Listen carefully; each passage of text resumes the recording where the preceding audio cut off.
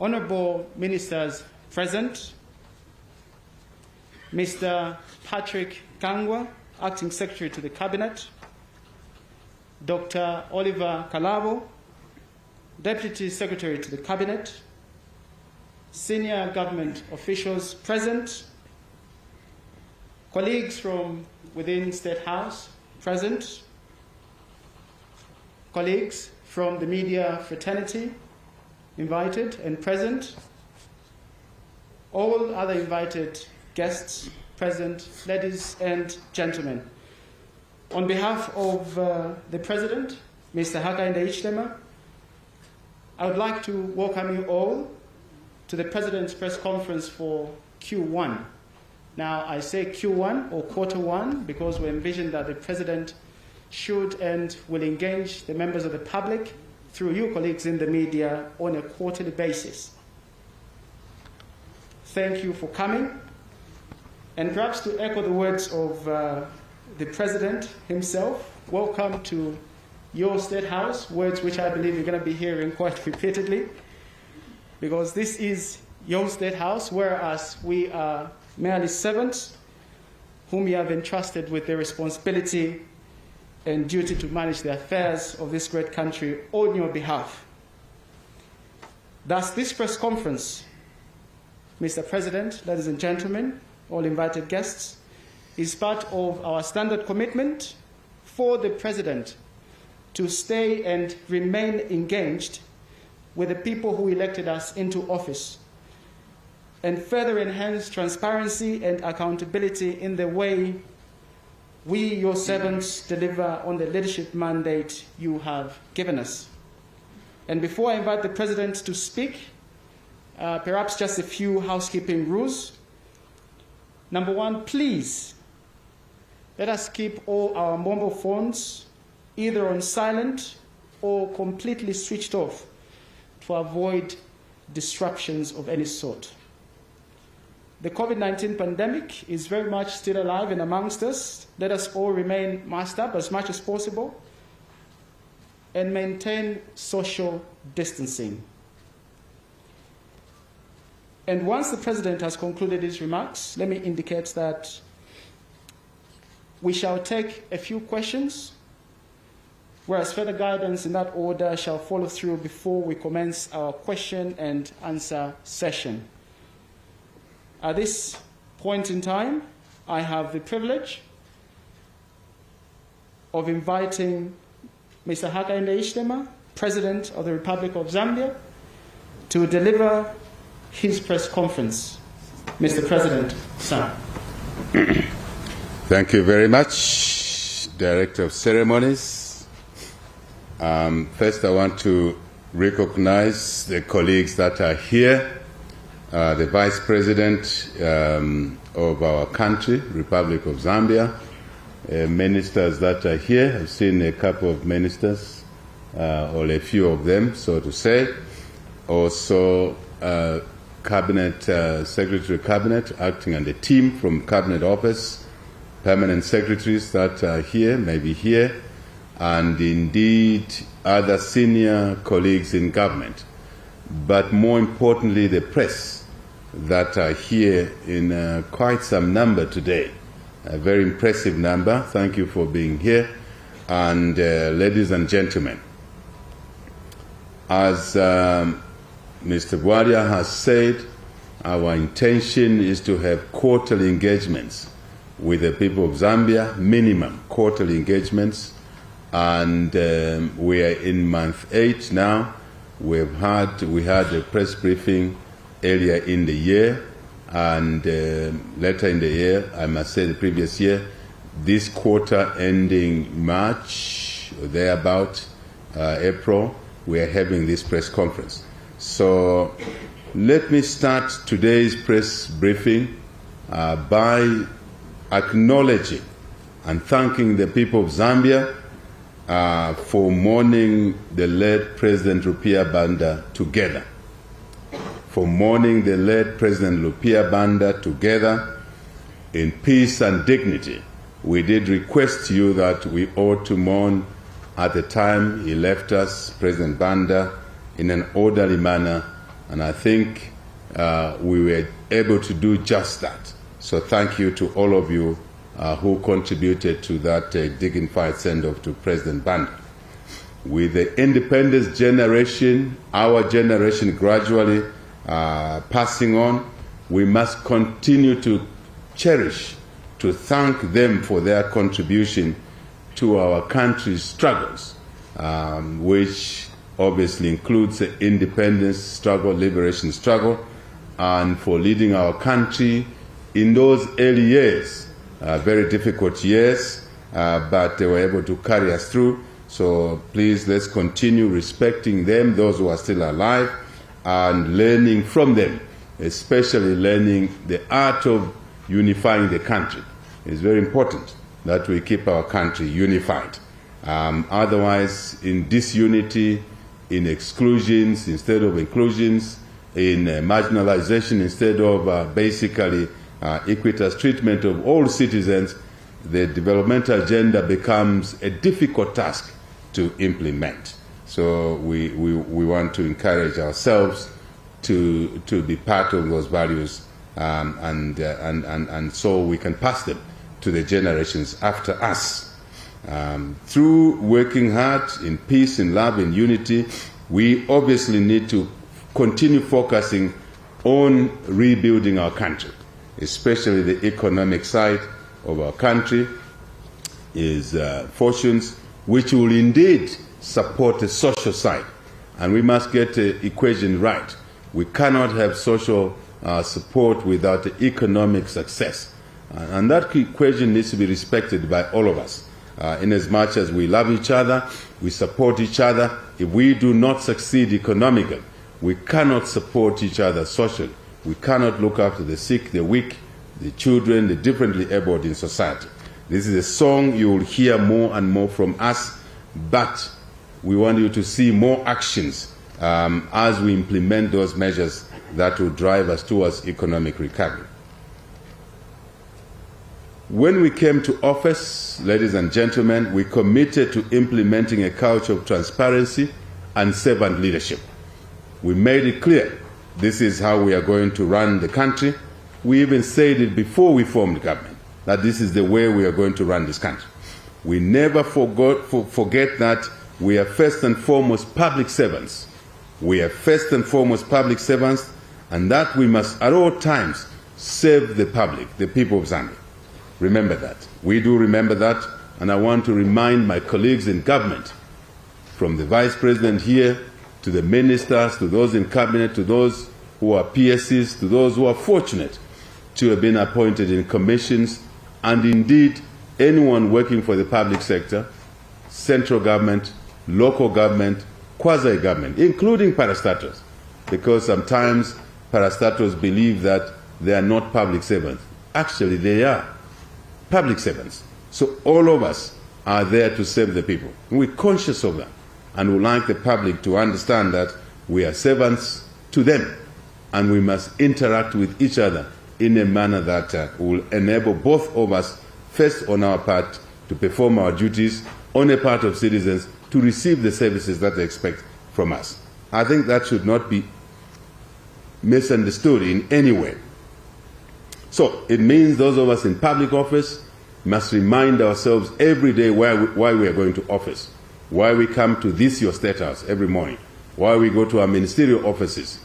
We must be aware that is to serve the people. So I want the people of Zambia to feel comfortable about that realization.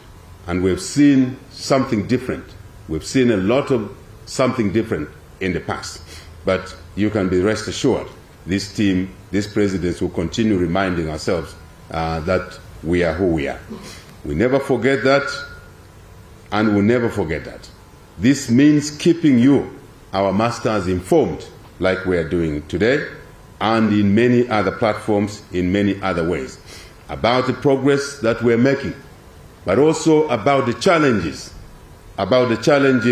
that we may be faced with as we serve you, the people of Zambia.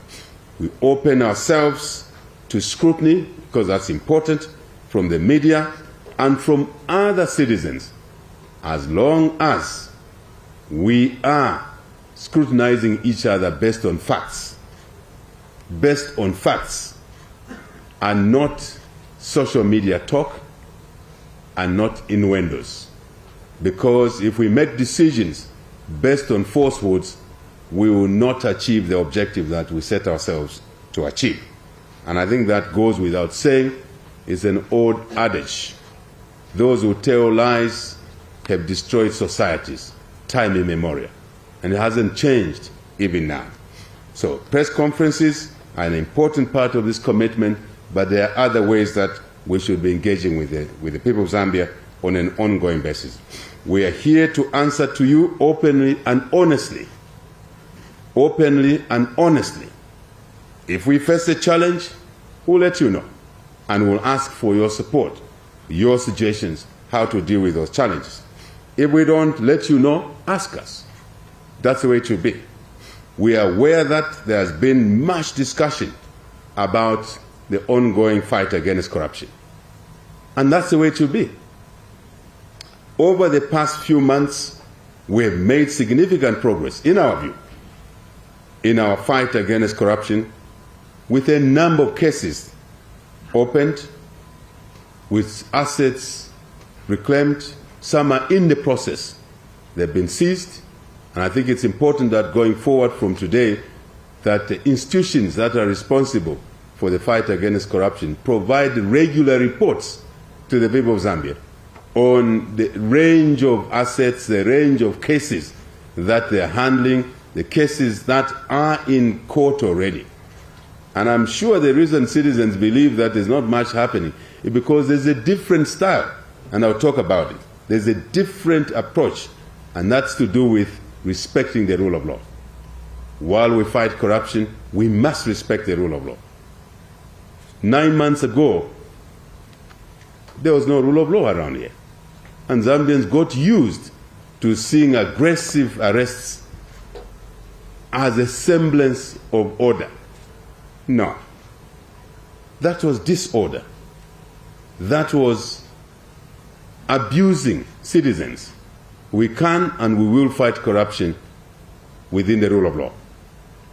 That's one side. We did what was being done to us. Maybe that's what Zambians are missing. We will be no different from those that did run this country without respecting the rule of law. We got to get used to orderliness as citizens. We got used to disorder. We have to get used to orderliness. In my time, I got arrested, never enjoyed something called bond, although it was within the laws. Today, an opposition leader is called the police at 14 hours. They are charged, arrested at 15 hours. They are given bond at 16:30. To many citizens, there's no fight against corruption. No. There's a fight against corruption, but we are doing it within the rule of law.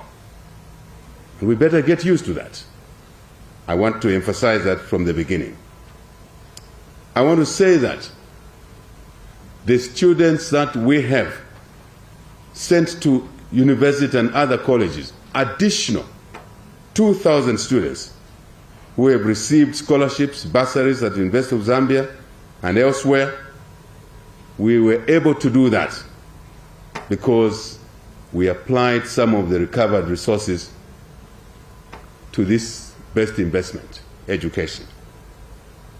Many may have not paid attention to that, but this is the way we thought would be better use of recovered resources, amongst others. We understand, we hear your frustrations. Those who feel that things are not happening fast enough, we understand you. And this is something we are addressing, including what I've said already. We are deeply committed to the two goals, I shall repeat, to the fight against corruption. A, fighting corruption.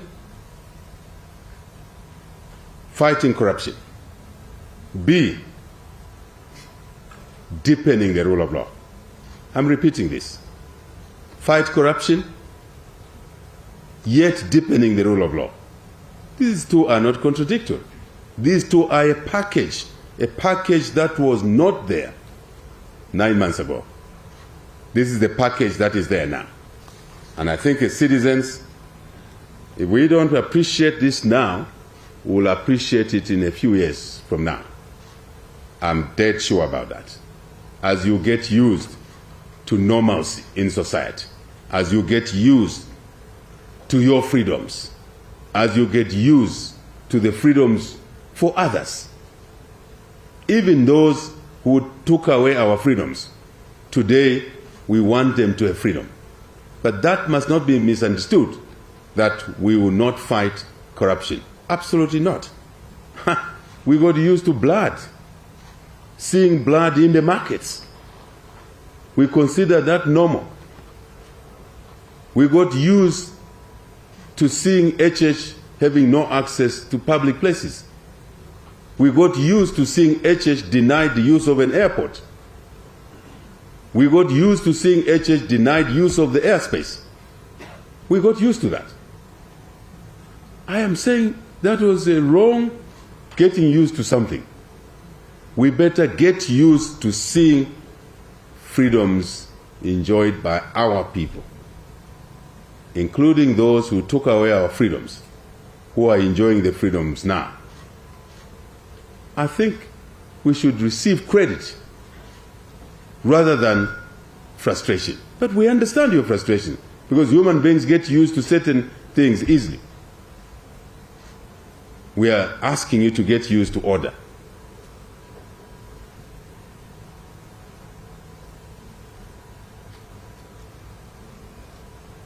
Now, let me ask fellow citizens, if we continued, which is what one country, neighboring country, is doing, just to arrest people we suspect that they've stolen something, they stole something.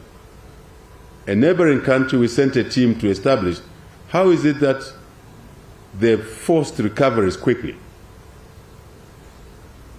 They briefed our team that we had struggled to recover because people were not cooperating. Thieves are difficult.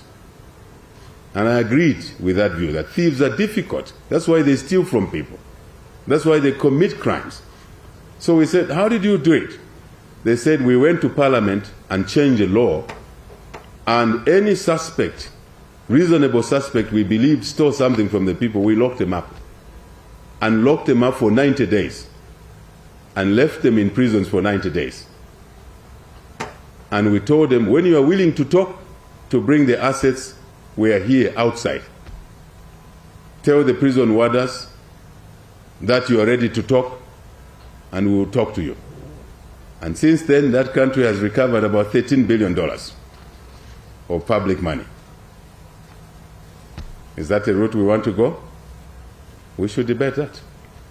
To accelerate, to arrest any suspect without due process of the law, lock them up for maybe 6 months.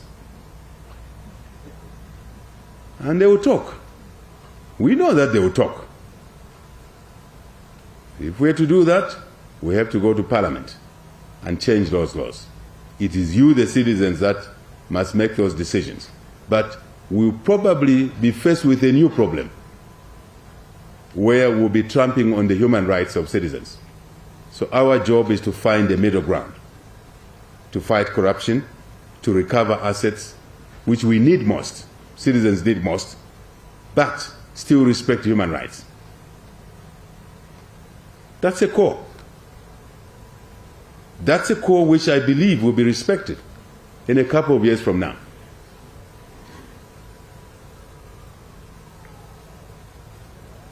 Should we take people to prison without trial? Should we? Should we get another team like HH locked up for 127 days without being taken to court, when the law says anyone arrested for suspicion of crime must be taken to court within 48 hours? Should we amend that law and take it to 6 months? The choice is ours. So for now, this leadership will take those arrested to court within 48 hours.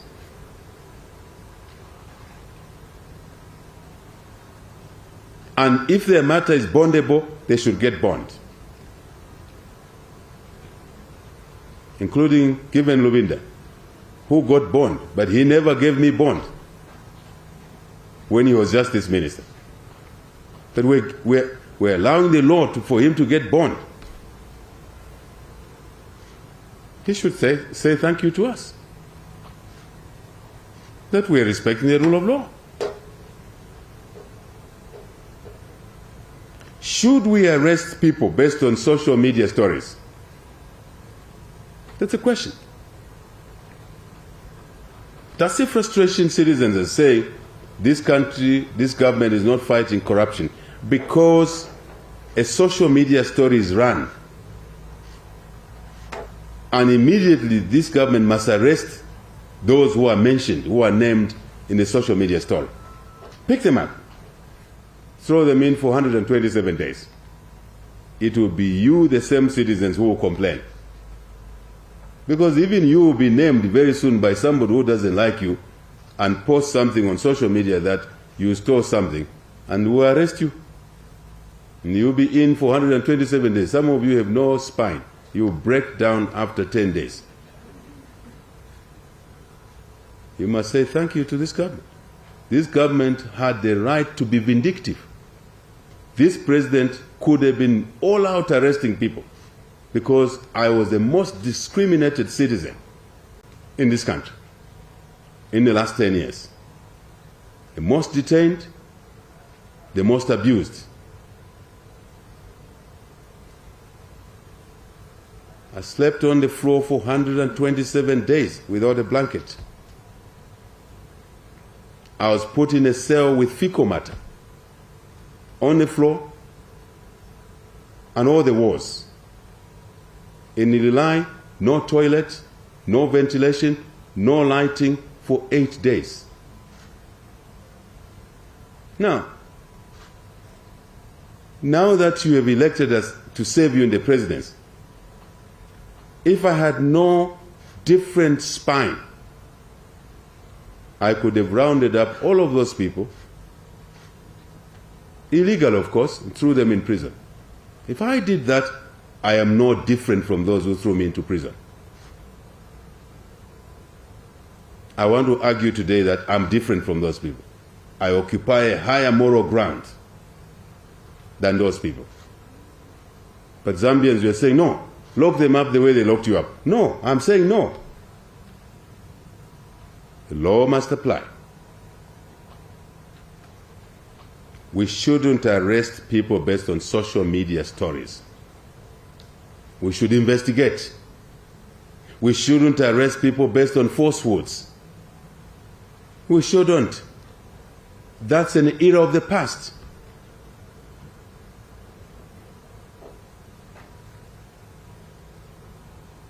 Social media is good, but it's also being abused.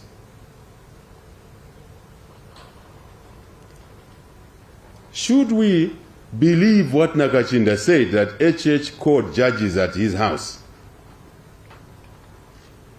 and told them to do or to manage a matter, a certain matter in a certain way? Should we believe and run that on social media that HH is abusing judges?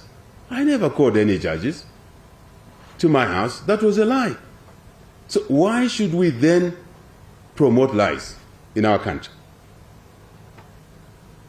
I never called any judges to my house. Never. But Nakachinda said he had evidence, he had seen in his binoculars that I had called judges. Under the rule of law, Nakachinda must pay the price because he lied to the nation, isn't it? When Nakachinda is arrested, some of you will say, no, HH is abusing his presidential powers. No, it's the laws. The laws apply for the abused. The laws apply to the abuser. What do I mean? If you are arrested for criminality, The crime will be charged or given to you. If your matter is bailable, you should get bail. But you should have been charged. You were charged. That's the point I'm making. But the message I'm giving to the people of Zambia, let us not feed on falsehoods, because we'll lose what we intend to do for this country.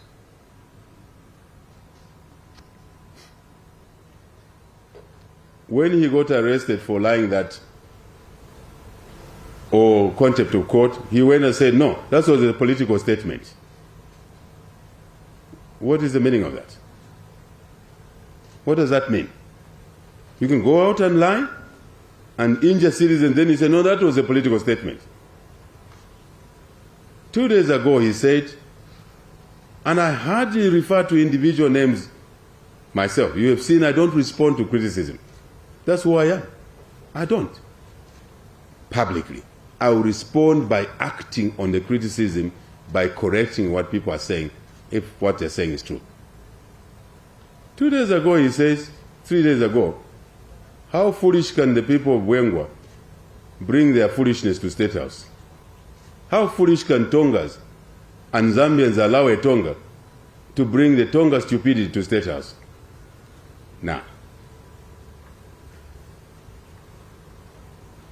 this country is not about Tongas, it's not about Bembas, it's not about Nyanjas, Ngonis, Chevas, it's not about Lozis, Lubales.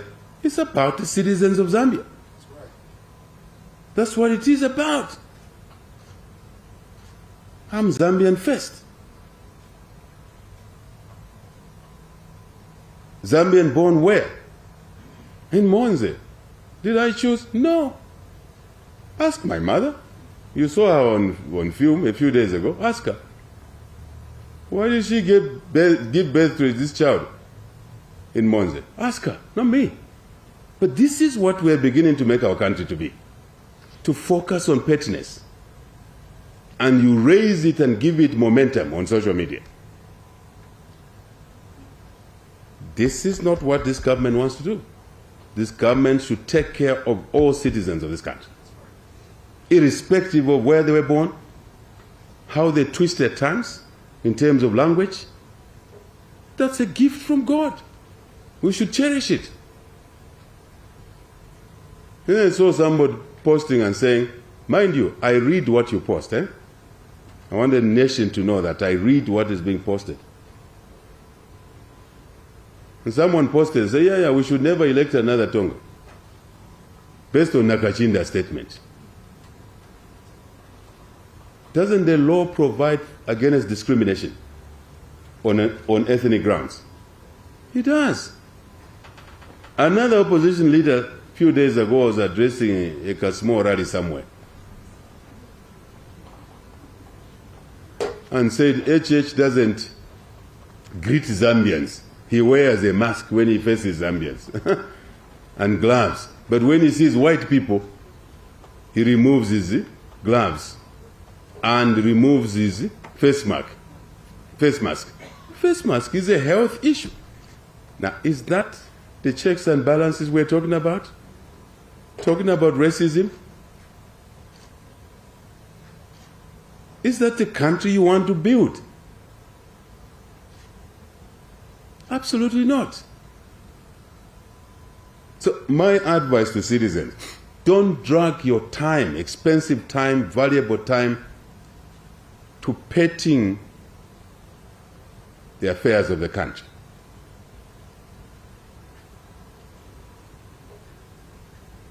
Our approach to the fight against corruption is that there is no compromise on the fight against corruption. No compromise. Past, present, future corruption. No one should stand in the way of the fight against corruption. No one. No insinuation that there's an ethnic issue in the fight against corruption will sway this government. No minister, vice president, president, cabinet office should stand in the way of the fight against corruption. We are aware that the stock of many people in public office interacted with corruption firsthand. We are aware of that. As they conducted their office duties, some were used in the corruption process. My advice to you is that we have kept you in office because you are a citizen, because we want equity and fairness. But we are not oblivious to the fact that you may have been involved in corruption, and your best conduct is to walk away from protecting corruption. If you don't walk away, you will exit anyway. And when you exit, don't complain. No one in State House will protect the corrupt, the clique of the corrupt, who believe now they have a new lease of life because we are following the rule of law, because we are giving them police bond. The system is giving them police bond. That's a mistaken understanding. No one should stand in the way of corruption. I mean Auditor General, I mean Anti-Corruption Commission, I mean Drug Enforcement Commission, I mean DPP. I mean that. I mean that. We mean that. No one should protect the corrupt. You do that, you're on your own. It's a futile exercise to do that. You do that, you're on your own. You're at cabinet office, you're shielding the corrupt, you're on your own. You are at this ACC, you're shielding corruption. When we pick it up, you're on your own. You're in State House, you're on your own. You're a minister, you're shielding people you know were corrupt. You are asked to swap people around. You don't want to swap people, you're on your own. You are DPP, you're on your own. No one is above the law. No one is above the law. Nobody. I guess that point is clear.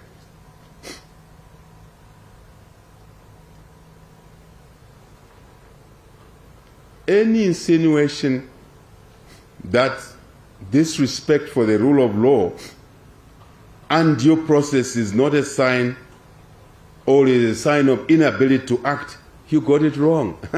Fundamentally wrong. You got it wrong.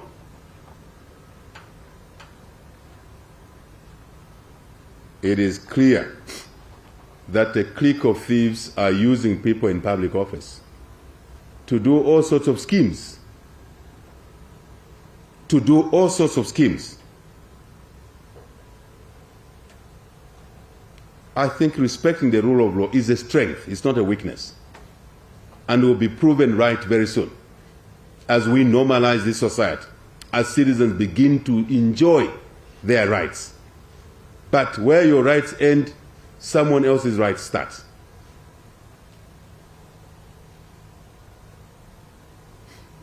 By respecting the rule of law, we are confident with what we are doing. We are confident with the processes. Yes, we should pick up speed. We are confident in our approach. We do not wish to return to the dark days of 9 months ago. No. If you have stolen, you have abused your office, the law will visit you. Maybe slow, but surely it will visit you. Justice will be done. There's no sacred cow at all.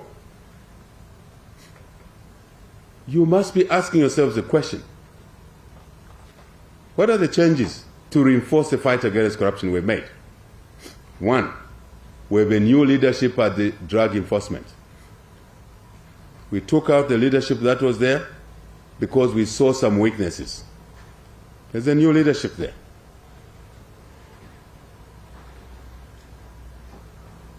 There's a new leadership at the Anti-Corruption Commission. There's a new leader of the judiciary. There's a new Chief Justice there, in case you haven't paid attention to that.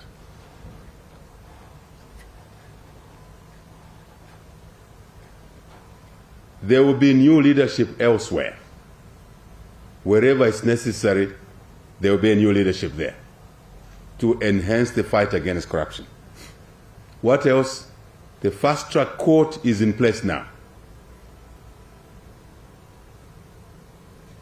Have you heard that? In case you're not aware, the fast-track court is in place now. I'm sure you followed somebody who was taken to the fast-track court. They now knew that their case would be determined expeditiously. What did they do? They went to another court to appeal, to petition that their matter must not be taken to the fast-track court. If you are innocent, why don't you want to be heard quickly so that the matter is closed and you are found innocent? Why would you then abuse the judicial process to go to a court to stop the institutions of governance for your matter to be heard in the fast-track court?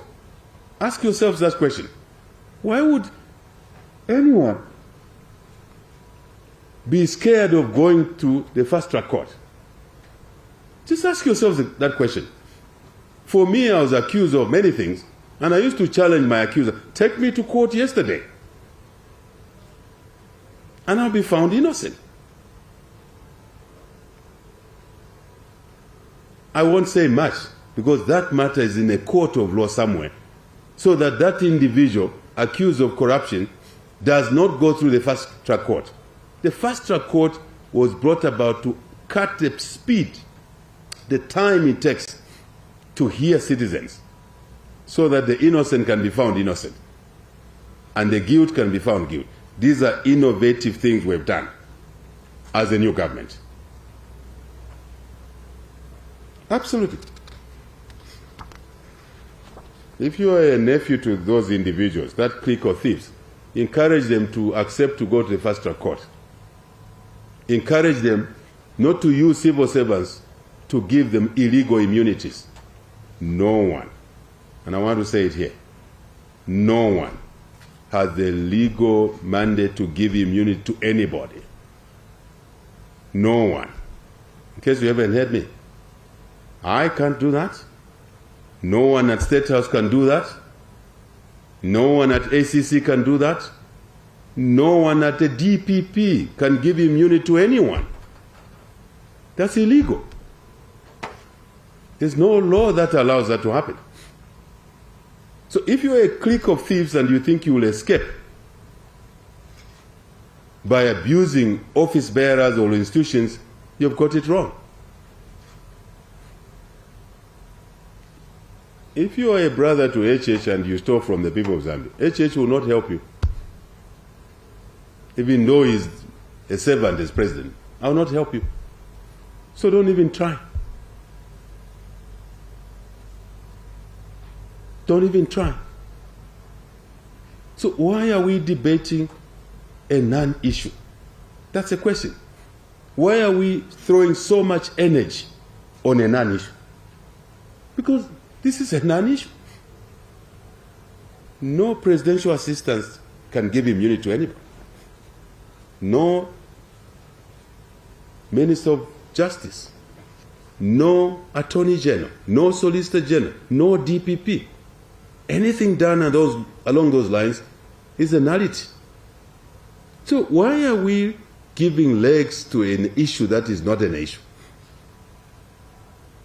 I never met anybody in this State House in the name of Milingo to discuss immunity. And these reports were reaching me. I'm trying to check on my cattle. I haven't seen my cattle for years. I know in a derogatory manner, somebody called Chilangwa abused citizens and said, how can you vote for a cow and put them in State House? Now, is that how we should treat each other? Today, HH is a cow. What's the meaning of that? Yes, so I was checking on the cows. Because I'm not a cow. I'm a fellow citizen. It's reducing the country to chicken feed.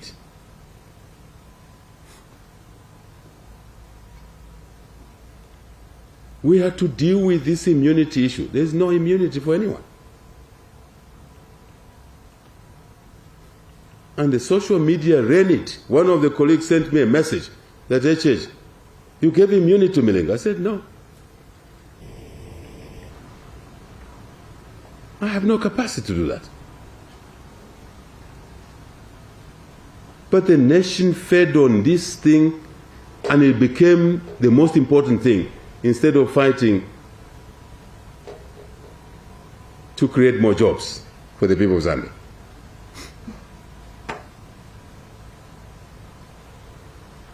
We ask citizens, be part of this agenda. Because you need to be. You elected this government to deliver change. That's what constitutes change, a different approach to handling things. Don't demonize the very thing you voted for, because you didn't want to be beaten in the markets. You didn't want to be beaten at the bus stops. Today, if you are UPND, you are PF, you are beating someone in the market, you'll be arrested. You'll be arrested.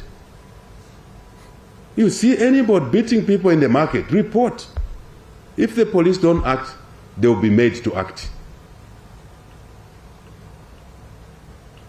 That's what you voted for.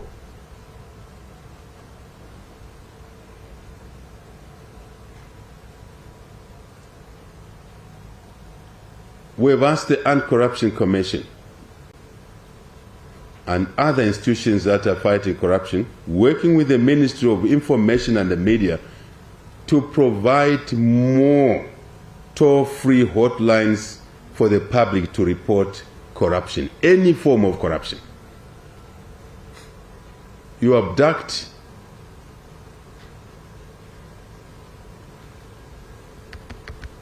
a citizen working at a cell phone company. You know somebody. Let's report on those hotlines. And the hotlines must work. You know somebody stealing something. Report. And the system must protect those who report. Whistleblowers. We must strengthen protection of whistleblowers. But the point I'm making is that all institutions fighting corruption, working with Ministry of Information and Media, must provide toll-free hotlines, not one, not two, more. That's not one of the hotlines.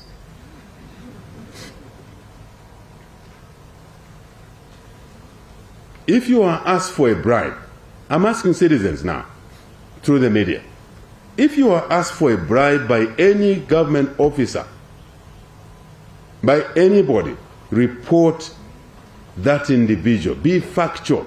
Don't send on social media and expect the president to act or the oversight institution. Be factual. Report anyone asking you for a bribe. You want to get a license? You want to get your title deed?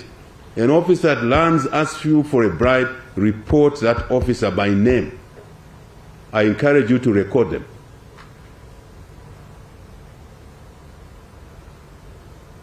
If you witness corruption, report it. If you are the victim of corruption, report it.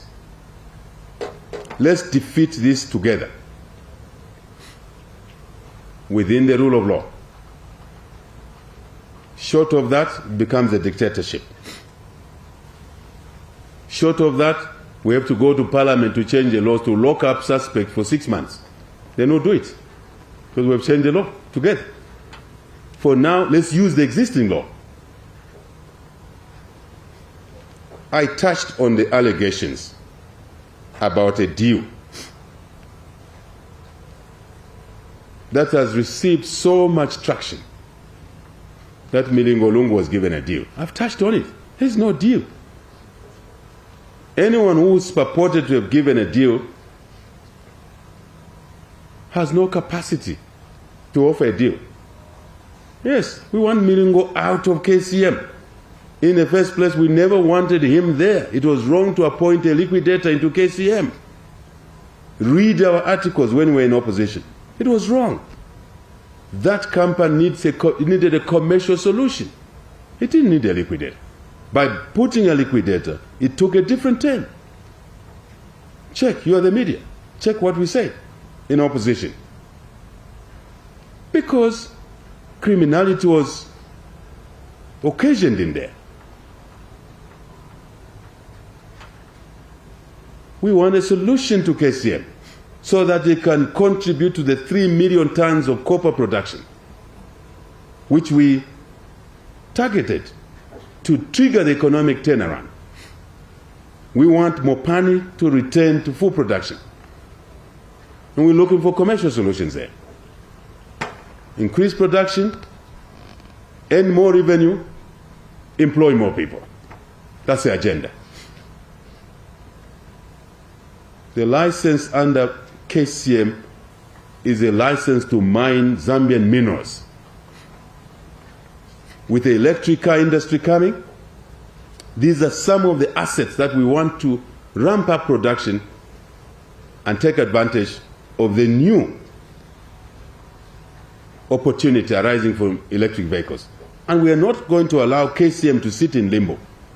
We're a responsible government. And if someone is sitting in the way, they must step aside. Why should we offer an immunity to somebody? For what? I hope this thing closes this debate. I go to bed late myself. 2 days ago, I had to send a response to somebody to say, there's no immunity. Then he responds about 01 in the morning. He says, Mr. President, you have made my day. How could I make his day from falsehoods? Honestly speaking. So please take it from me as your servant. There is nothing like that. If anyone offered me an immunity, it's illegal. But if anyone did that, they're on their own. Did you hear me? They're on their own. Because it's a non-issue.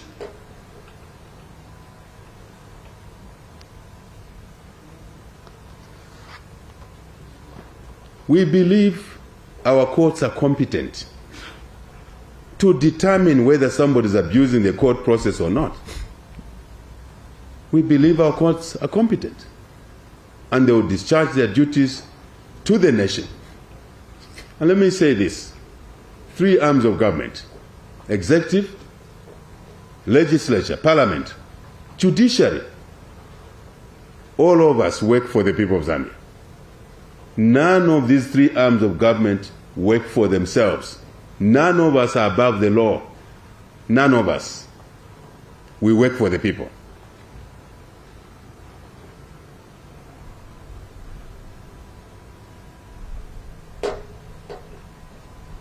I was questioned when I was away a few days. I took 4 days off from your house. Just 4 days. Because the other days were Easter holidays. Just 4 days. While I was away, there was an issue on the Minister of Foreign Affairs. That the Minister of Foreign Affairs got a bribe from Sinoma Cement. I was aware. I called the Minister of Finance, Minister of Foreign Affairs, sorry. I got in touch with him. What is this thing I've heard? The first thing I did was not to read what was on social media and continue reading, was to then get in touch with the minister himself. Minister, have you seen what's being said? He said, yes. What were you doing there? I asked him that question. What were you doing there? He explained to me, private visit, he's building in that area. He wanted concrete mix, pre-mix. I said, continue. Continue. He explained. He said he got an envelope with a calendar and diary inside. Maybe he shouldn't have done that. It's him talking to me. I said, what were you carrying in that envelope? Because it's my duty. I'm the supervisor. I'm the supervisor to the vice president, in case you're not aware. That's the law. I'm the supervisor to the ministers. I'm the direct supervisor. I have to ask. And I asked on the behalf of the people of Zambia. On behalf of the people of Zambia. And he gave me the answer. And he said, perhaps, Mr. President, I should have not taken the calendar and the diary. I didn't get paid anything. What else am I supposed to do? I must fire him? No. If anyone knows an answer better than he gave me, follow the law.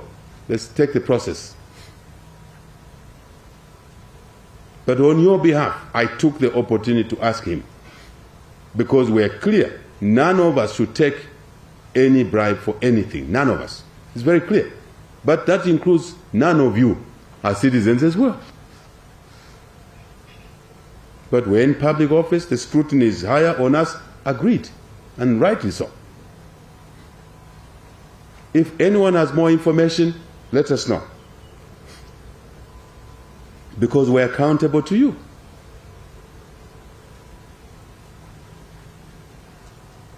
But you say he got money, ring that hotline or tip somebody. You think somebody in State House got money? Tip somebody. You think a minister, another minister got money? Vice President, the President, tip somebody. We are together on this one. We will always be together on this one. And other ills that destroy society.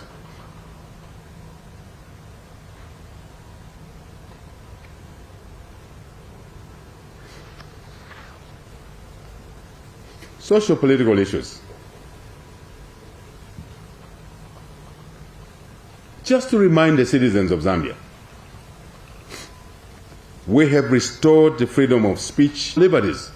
We're restoring the rule of law. You can't revive the economy. Remember the equation I said. Revive the economy, then we can have social benefits. You can't revive the economy without the rule of law, without freedoms. We've restored this. We've put an end to the era of cadre impunity. Even when UPND cadres think that they are ill-treated because they wanted to revenge and avenge, just think for a moment, if this president had that we won, those who used to beat him in the markets, just think for a moment, what do you think this country would have been? A bloodbath. It's me. Never allow that to happen. We will never allow that to happen. But the very people who were beating UPND members and tear gassing them and doing all sorts of things are the ones who think they are clever now.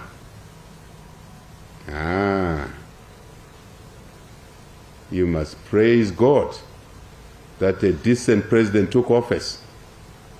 What you did to the MMD in 2011, if we were to do to you in 2021, after 16th of August, a lot of you would have been killed. I would have never allowed that to happen because we're made different from you. Don't take that to mean something else. UPND members, I say to you, I will not allow you to be the new thugs in town, to be the new thugs in the markets. No. Trade in the markets. You are free to do that. Your citizens. Trade alongside a woman, a widow. That's what we want to see in our society. But to brutalize anybody? No. Why? Because we want freedoms to prevail. I know there's pressure. I'm aware.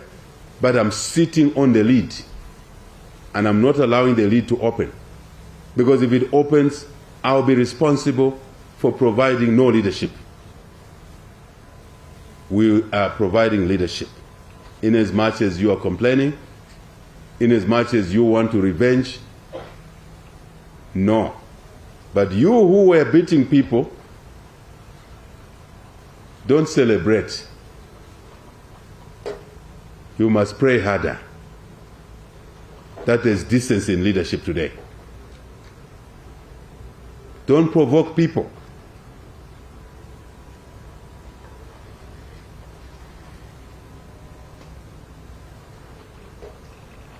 What the order you see today in this country is not by chance. It's orchestrated. Throw your memory lane. Throw your memory lane.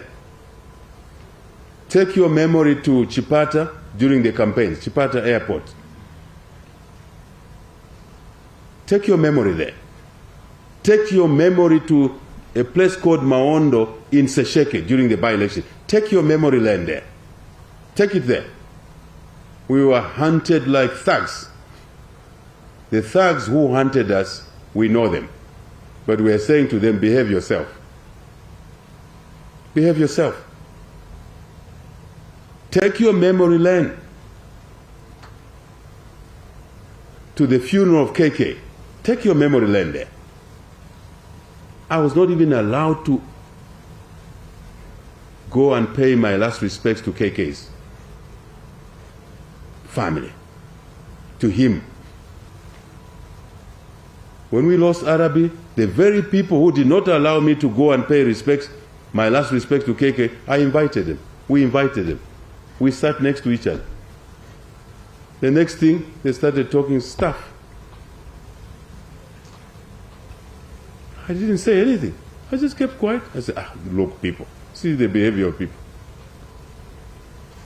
See the nastiness. Take your memory lane there.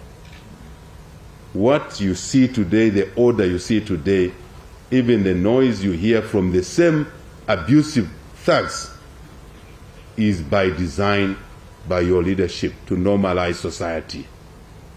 It's not by chance. Let's protect this peace. Let's cherish it. Our economy. This administration came to office on a clear vision to restore our economy so we can have social good. But what we found was an economy in a much worse shape than anyone had anticipated, even as what was reported. Our debt was significantly higher and our coffers were empty, truly. That's why we defaulted on debt, because the coffers were empty. That's why retirees were not paid, because the coffers were empty. That is why council workers were not paid their salaries sometimes for 15 months, because the coffers were dry.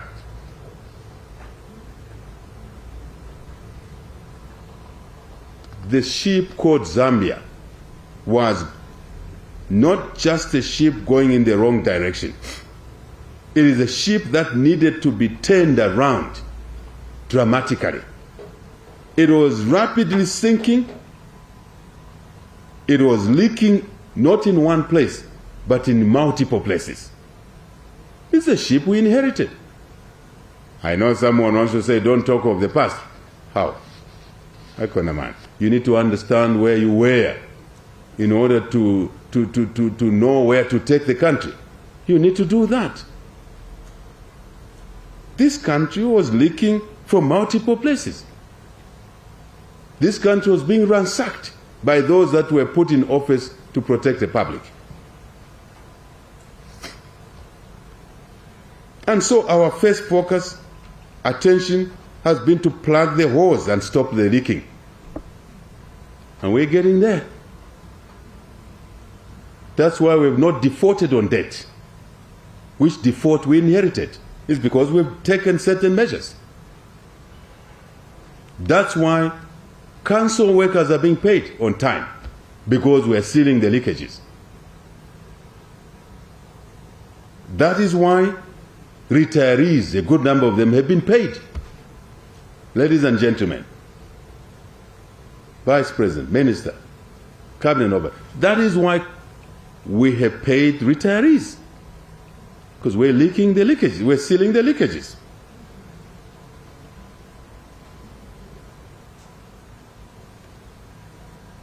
to fully account for what we owe, to cut wasteful expenditure, and to rebuild trust with our development partners was a big priority to us. Creditors, so as to begin to resolve the budget challenge. Somebody asked me a question, Vice President, says, why is the UPND government not paying certain contractors? This is stifling the economy. I said, oh, give me an example of contractors that are not being paid. And they gave me an example. Road contractors, feeder roads, who gave themselves contracts illegally, corruptly, in 2020, 2021, to the tune of 13 billion kwacha. That's the money they were flashing around during elections. Given contract to do roads, they don't even have a hoe or a shovel. But they siphoned money through contracts. Someone signed the contracts. He or she who should have protected citizens facilitated the corruption. Bills were rendered, 20% down payment for a contract of 400 million. Calculate. 10% of 400 million is 40 million kwacha. 20% is 80 million kwacha. They got paid 80 million kwacha. But they did not do any road. Then they billed for another portion of the contract. We found those bills and we said we are not paying these bills. And someone says to me, you are not paying local contractors. You are killing the economy. How can a man cannot pay for theft? They've even written to us that, why are you not paying these contractors? We have said to them, an audit is taking place. Come and tell us why you want to be paid when you did not build any road. They haven't come. But the pressure on social media, pay the local contractors so you can revive the economy. And someone says, this is what the development economics say. I said, I did more than development economics. You can't pay for a service you did not receive. That's not how you grow the economy. That's how you destroy the economy. We are plugging those holes. We're plugging those holes. And rightly so. We have even cancelled some contracts worth billions of dollars. We are proud that we have cancelled contracts that were illegally issued, contracts that were overpriced. You know one of the contracts I love talking about. You know it. And citizens are complaining. Then you are part of corruption. You reached the staff level agreement with the IMF program. You can't. And we undertook to dismantle this debt, grow the economy. That's how it works. That's how it works. In a few months, we were able to reach that position. And we said we should be talking about this debt restructuring under a common framework. And our detractors were making a lot of noise. No, no, no, you have ignored China. You are ill-treating China. We were working. We don't make as much noise as you do. We are working. And a few days ago, I'm proud to announce to the nation something you know already, maybe to repeat it, that we engaged China, we engaged other creditors to negotiate a debt resolution package, even partial. And today, a few days ago, to show to those who were making noise that we've ignored China, we engaged China, myself, as president. It's my job. It's the job you gave me. Ministry of Finance team, together. Foreign Affairs, we want to thank China. Thank you to China for joining the common framework, agreeing to join the common framework to resolve the debt crisis. We've done it. Against all odds, credibility, seriousness. This couldn't be done for 10 years. We've done it in 8 months. You don't have to like us, but you have to respect what we're doing. 8 months, now we are on course to restructure the debt. And all the components I will not waste time on. The value of that is to release revenues onto the economic side, economic expansion, more resources available to the private sector, instead of that much to service debt. Now, after restructuring, it to be that much. The difference should go into the economy to create jobs, business opportunities. Thank you to China. Thank you to other creditors. The Minister of Finance, I think he's not here today, is out there. Governor of the Central Bank is out there. ST is out there. And I'm in touch with them almost every day. We've sent, as Zambians, we've sent them to do work for us to restructure this debt. And somebody is saying they will return. What are you going to return to government to do? If I may be a bit chic. You created this debt mountain. You ran the economy down, which was growing at 6-7%. You ran it down to 5, to 4, to 3, to 0, to minus.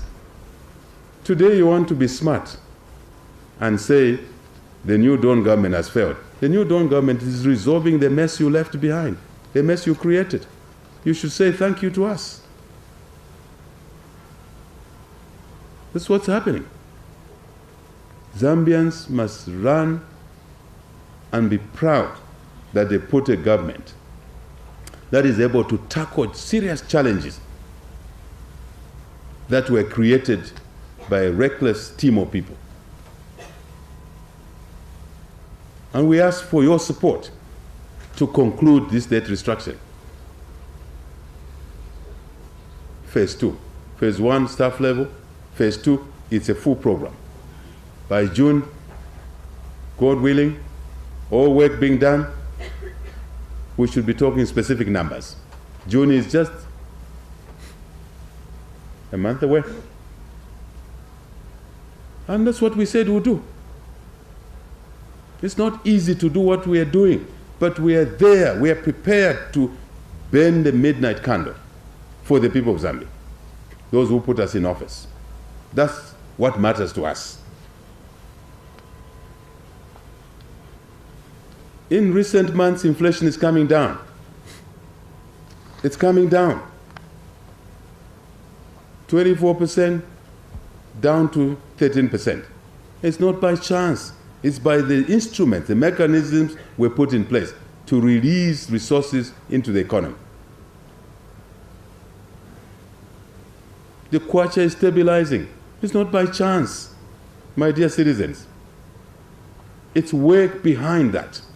That's what you see from the surface. But behind that is a lot of work. But we're there to do it for you. You put us there to do the work for you.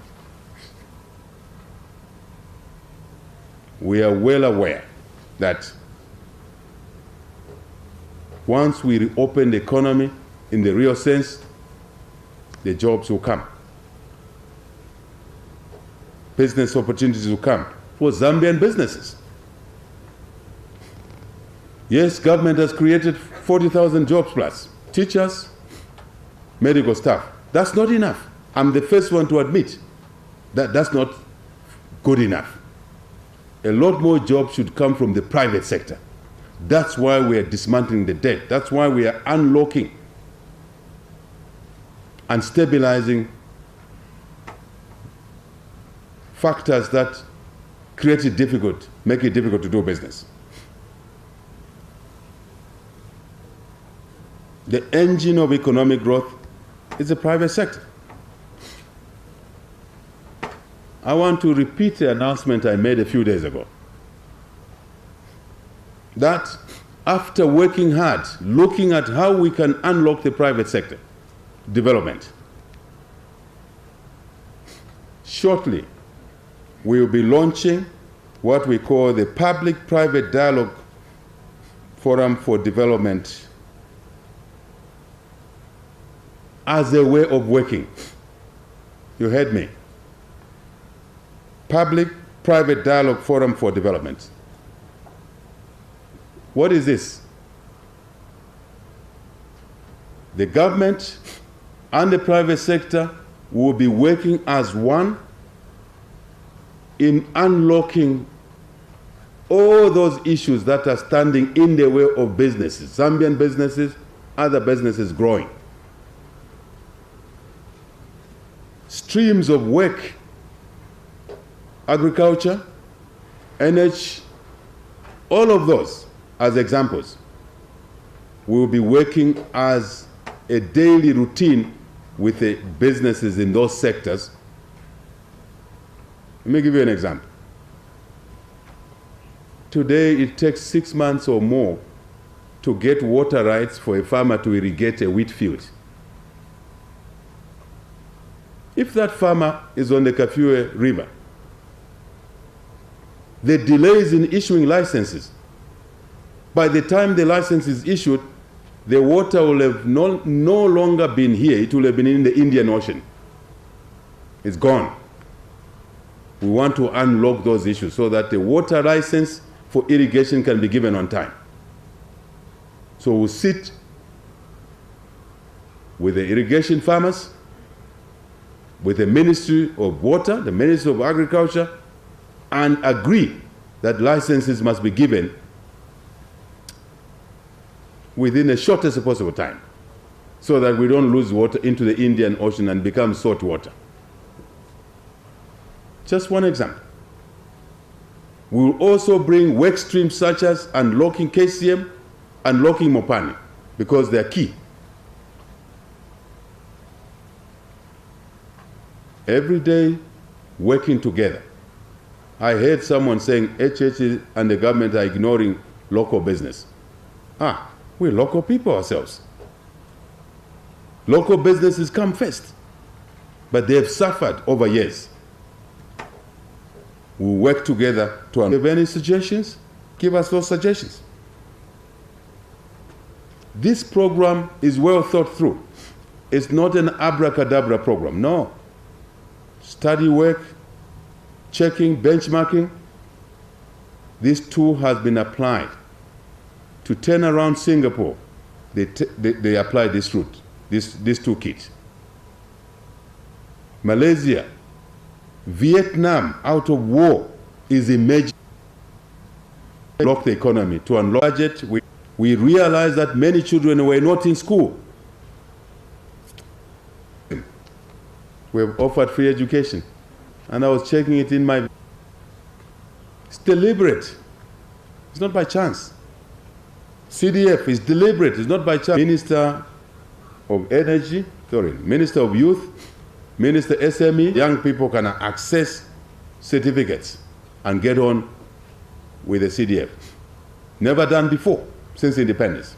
Decentralization. It's not by chance. It's deliberate. The cost of living, we are aware. We are consciously aware and we share with the people of Zambia the cost of living issues. Our hearts are there with you.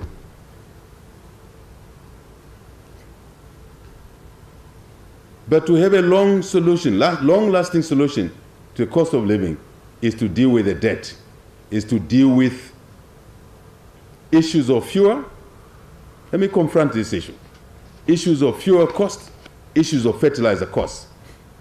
The conventional open market, the war in Ukraine is exacerbating these cost drivers. Fuel, Zambia. But we're combining short-term solutions.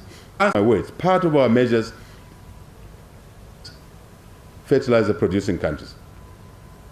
Working to negotiate bilateral arrangements that, if we succeed, will alleviate the pressures arising from fuel and fertilizer on the cost of living. We are together. We are conscious. It is important that we deal with these two issues. I'm listening to Zambians on this matter. Yesterday I was listening when I came in to a gentleman, an energy expert called,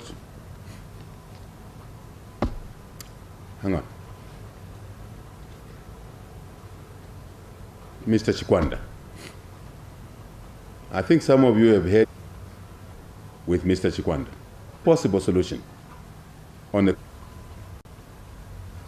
as farmers by the citizens of Zambia, we're working to address which was leaking everywhere. It's not done by the day. It's done over a period of time. Together, issues which are damaging.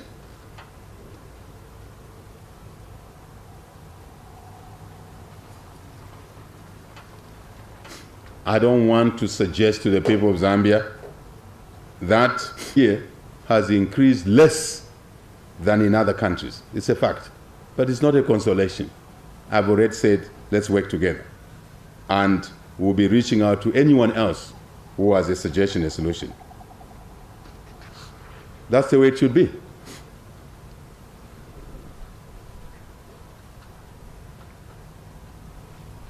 We were elected to tackle a difficult country, a country that was damaged. We were elected to do just that. And we were working to do just that. We were elected to rebuild this economy so we can rebuild the social fabric. We are aware of that. We were elected to create jobs. The 40,000 plus jobs are not enough. Teaching and health workers. That's why we need to unlock the private sector. We're aware of that. We're elected to give hope to the citizens, including the youth and women. We're working to do just that. Appreciate the decision of the people of Zambia to put us in office greatly, because they could. My colleagues in cabinet,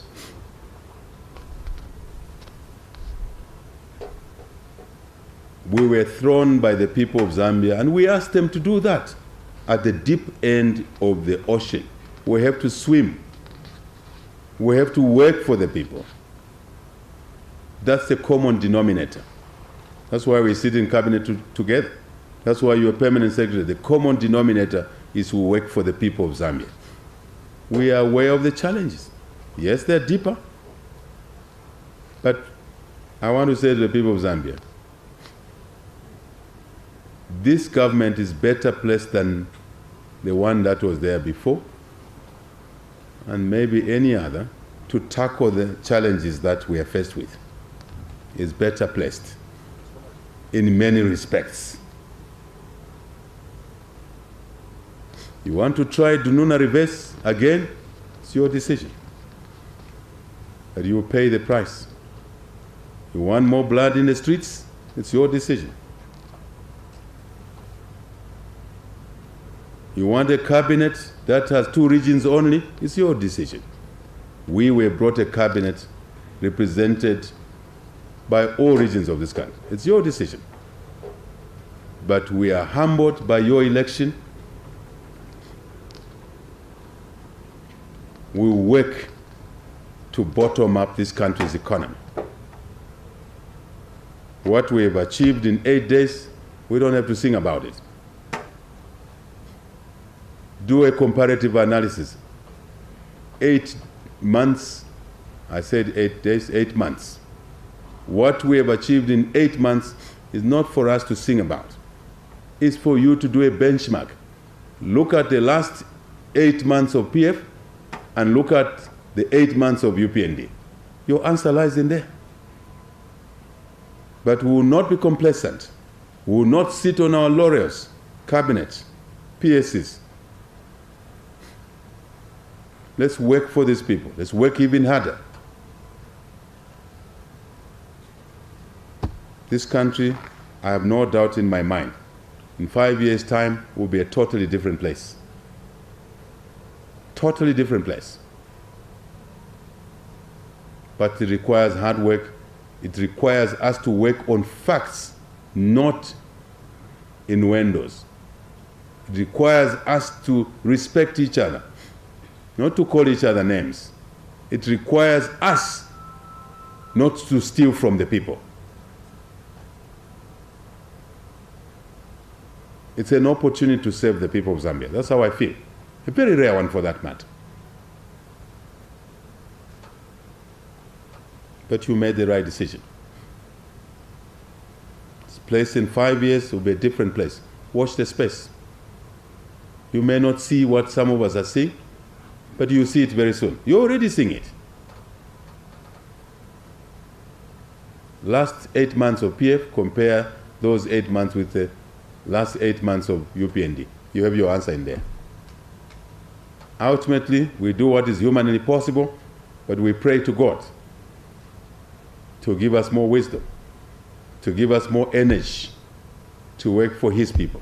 You, the people of Zambia. Thank you.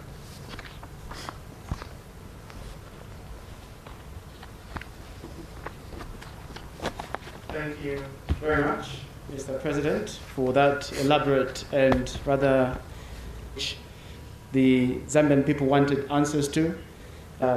If your question or area of concern has adequately been attended to by the President, let us as much as possible exercise restraint so that the President does not have to repeat himself. And therefore, those with questions, it is going to be strictly one question each, no consolidated or amalgamated questions, so that we can take as many questions as we would like. Let me also just indicate that we only have just about 30 minutes left on the clock before we can bring this session to a close, so we need to be incisive. We are going to proceed and descend into our question and answer session. We're going to take the first rolling in. I will begin on my right. Please come forward. State your name clearly and the organization that you're coming from. Afternoon, thank you.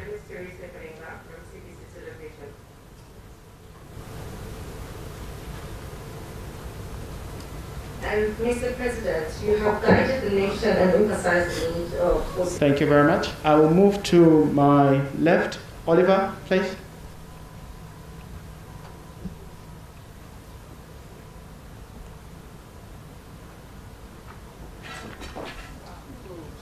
Oh, sorry. Over there.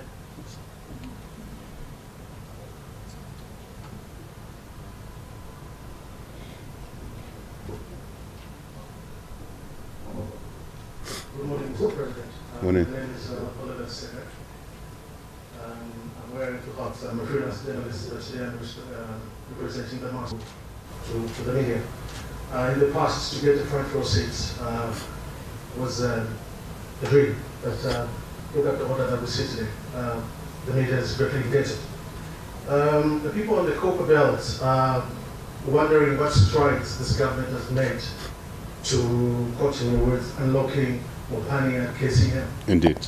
A couple of friends spoken to on the Copper Belt say, President in Gabaya is soon after KCM and Mopani in Shlasomba. People are in a hurry, apprehensive. Things are outside. What's happening? Thank you, Oliver. Sandra from the Star newspaper, please. Sun FM, I beg your pardon. Good afternoon, Mr. President. Afternoon, Sandra. My name is Sandra, I'm from Sandra Media and TV. Mr. President, you did talk about wheat farming. My question is, the Ukraine war has had an impact on global food distribution. Yeah. There is hunger in some parts of, in some areas, and we all know that Ukraine is a contributor to wheat distribution globally. So is Zambia positioning itself to start exporting wheat at some point, because this war could affect us as a country? Thank you, Sandra. I will make way for the President to tackle those three initial questions. Mr. President. Thank you very much for the questions, and I'm very grateful to the media, truly grateful to the media for the media conduct, in as much as we may provide Oliver the platform, but also the media, I think, plays its role to make sure that we bring order back to our country. There's no question there was no order just 9 months ago. It's no question at all. But we are thankful to the media, and I hope that the media will take advantage of the self-regulation opportunity that we have offered. Take advantage of the self-regulation. It's a side issue I'm commenting on. Come forward. Make your specific move. Organize yourselves. Nature doesn't allow a vacuum. You are providing a vacuum now. You are creating a vacuum. An opportunity was made for you to organize yourselves, to self-regulate. You have not concluded that. I'm encouraging you to burn your midnight candle as well as a media, so we can move together properly. Madam Kalenga, how is the government tackling misinformation? I talked at length as to what what falsehoods can do. It's not true that the falsehoods are driven by the media. They are driven by citizens. The media is truly just a platform. It's a medium. That's why you're called a media, isn't it? It's just a platform. So I think we must all work together to stem this issue. Let me take you to 6th January in 6th January 2021 in America. I think I'm right. 6th of January. They ran on the Capitol. The raid you saw in America, in the States, people attacking Washington, Parliament building, Congress, was driven by misinformation that they can take over a country where an election took place and somebody was elected president.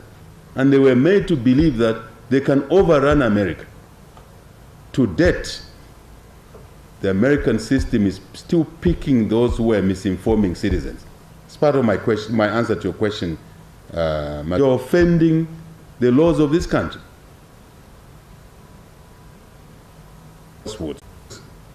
Not to tell lies, even biblical in a Christian. As Nakachinda said, I was calling judges at my house. He lied.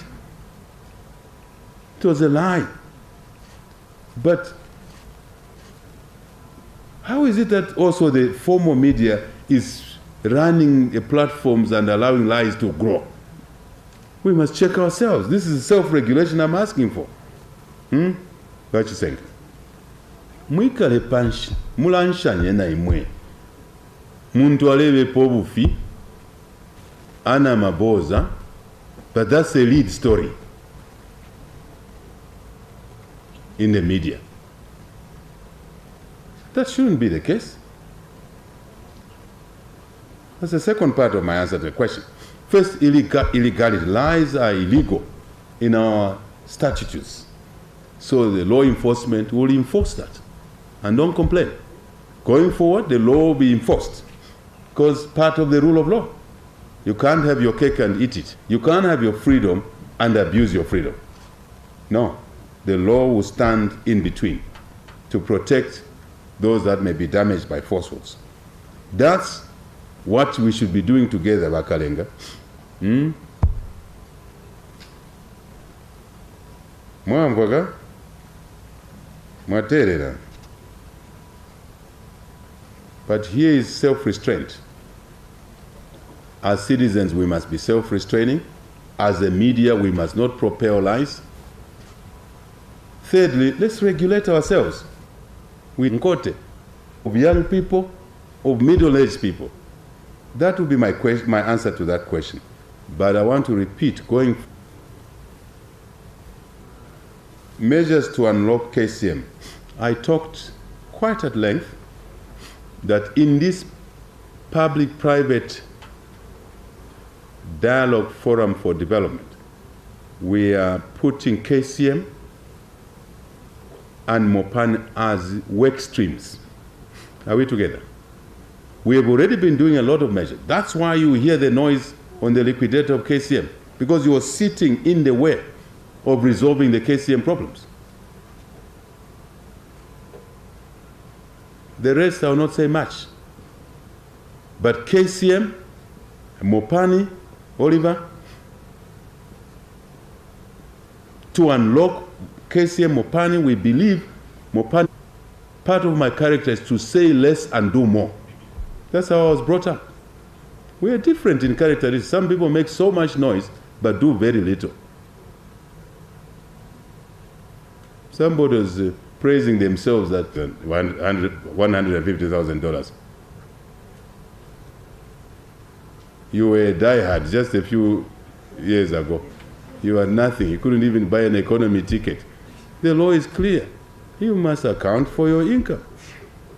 The law is very clear. Sindine napanga lamulo, naipeza lamulo. Don't say naipeza pan. No, noise is not equivalent to delivery. So, Oliver, we're very close on Mopani. It's an easier asset. I use the word asset delivery to unlock. So we're getting there. And I think soon we'll hear the progress we've made. KCM is a bit complicated. It was made complicated by appointing a liquidator. That challenge, that constraint, so that we can now have a commercial solution to. I'm sure you've seen, Oliver. That's not true. We want to unlock KCM. It's a Zambian asset. And nothing should stand in the way, so that the people of the Copper Belt and the people of Zambia, remember, it's not just the Copper Belt. When KCM is unlocked, it benefits the Copper Belt, it benefits our citizens there, it benefits suppliers, it benefits revenue, it benefits foreign exchange income. We have an asset which is being abused there. And we are determined, let me say it here, Oliver. Thank you for asking that question. We are determined to do what it takes to bring that asset back into production. And we will do what it takes. No innuendo, no abuse of court process will slow us down. Let me add what you have not asked. We are putting First Quantum in there, in the work stream, because we have to unlock the $1.5 billion investment in there. Oliver. We have to unlock Kasenseli. Let me take advantage of your question. We have to unlock Kasenseli. We will not allow illegal mining to take place in this country, because we may become like a neighboring country where one province or two, you can't even enter there. You get shot dead because of illegal mining and mafia operations. When people die in Mumbwa, the state should not allow that. It was a mistake, I want to admit. This government made a mistake. UPND government made a mistake to not encourage that to happen. We don't want that to happen under our watch. So, Kasenseli Oliver, the Black Mountain, utilization, create the jobs and the income, take advantage of the electric vehicle industry.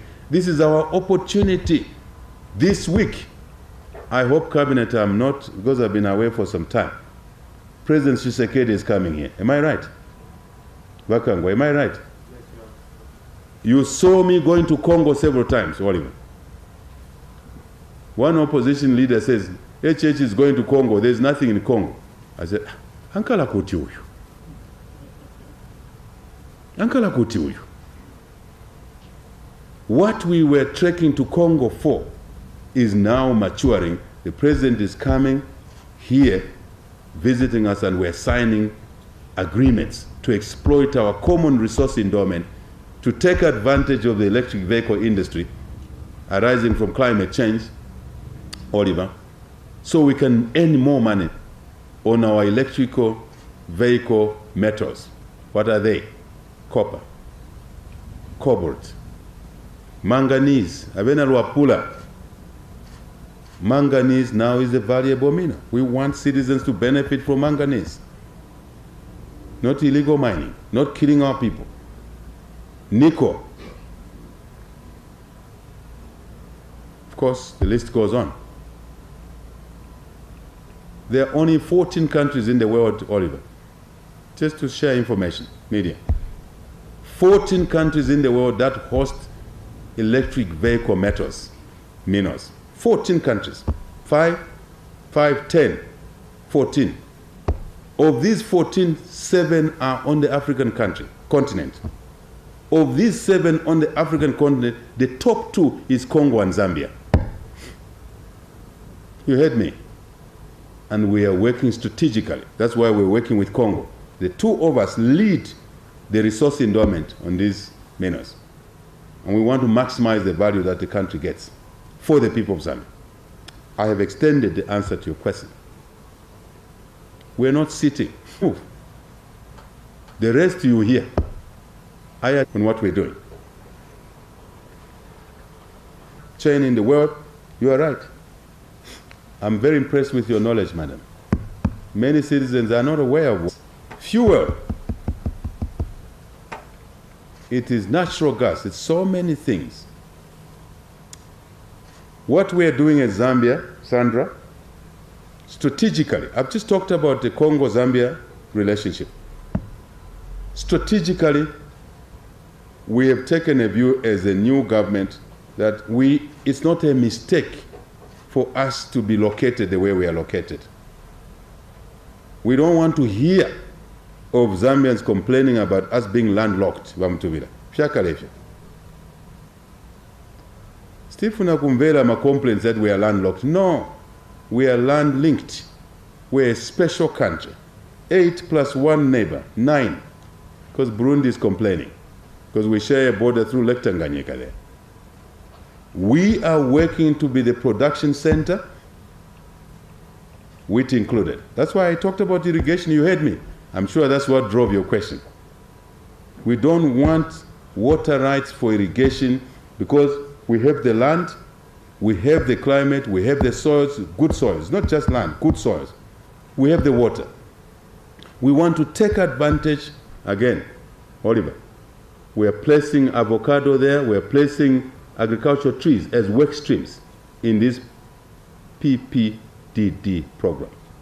So we can maximize benefits, feed ourselves, feed the region, Sandra, and export to the globe. Production center, processing center, packaging center, distribution center, export center. Great news.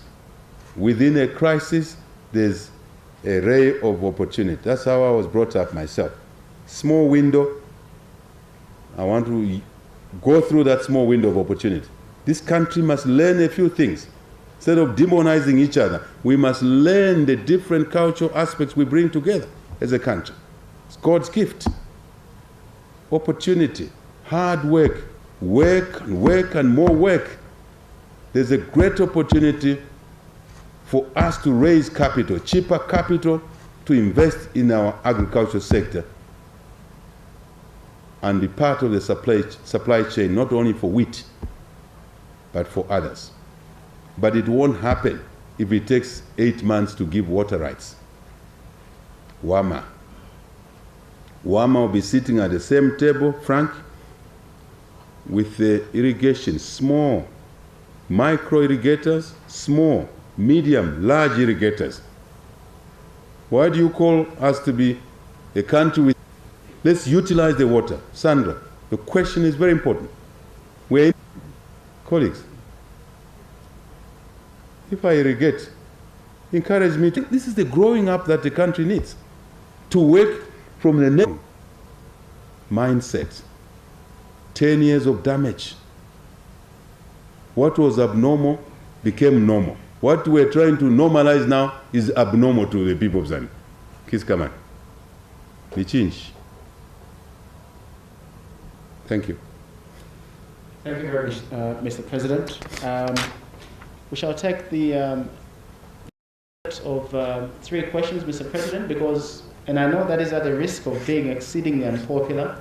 I understand Mr. President has received quite a lot of questions from ordinary citizens and other quarters of stakeholders. So we also need to make way for the President to take the liberties, perhaps to respond to those questions as well. So I'm going to take the last set of three. Jonah from Diamond. Please, let's be concise and straight to the point. One question each. Then the lady closest to me as well. Thank you. My name is Dinginda Jonah from Diamond TV. Mr. President, I would like to draw you back to a few months ago, and this is because of an audio that was published suggesting that two members of your team were conniving to undermine the democracy of the country. And this audio sparked the long-standing debate around the Cybersecurity and Cybercrimes Act. So my question is, from where you're standing, as has been on record, what is your position with regards to this law in Zambia as a government and as a political party as well? But also, what is your position with the two that are accused to have been in this audio, and what conclusion have you made? Thank you. Thank you, John. The lady. Good afternoon, Mr. President. My name is Priska Lumingo from Millennium Radio. Mr. President, when you were talking about the high cost of living, if I got you clearly, you stated that the government has started engaging other countries on the issues of fuel and fertilizer to cushion the high cost of living. But my question is, what short-term homegrown measures is the government putting in place to address the daily challenges the Zambian people are facing? Thank you. Thank you very much. Wells?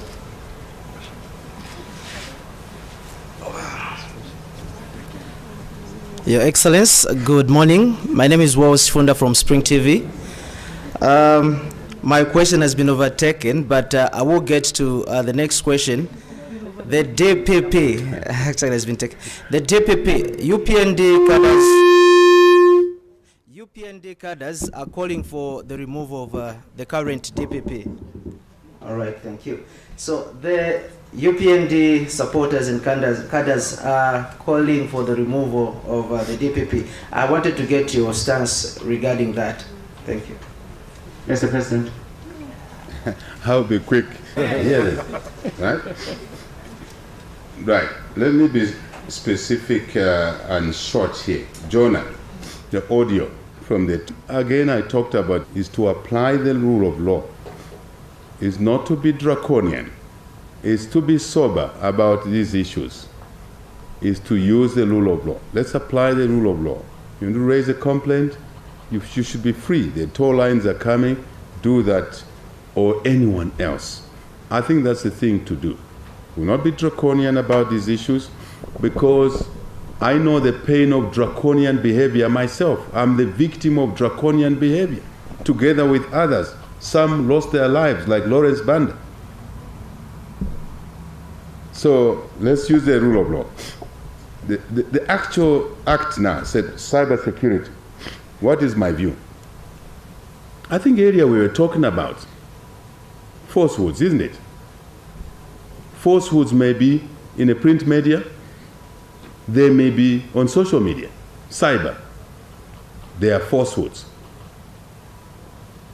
What we are doing around this law is to look at the excesses.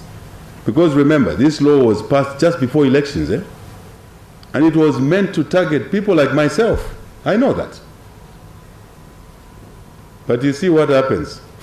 That's why one needs to be clever. You set up a trap for HH, you walk in it yourself.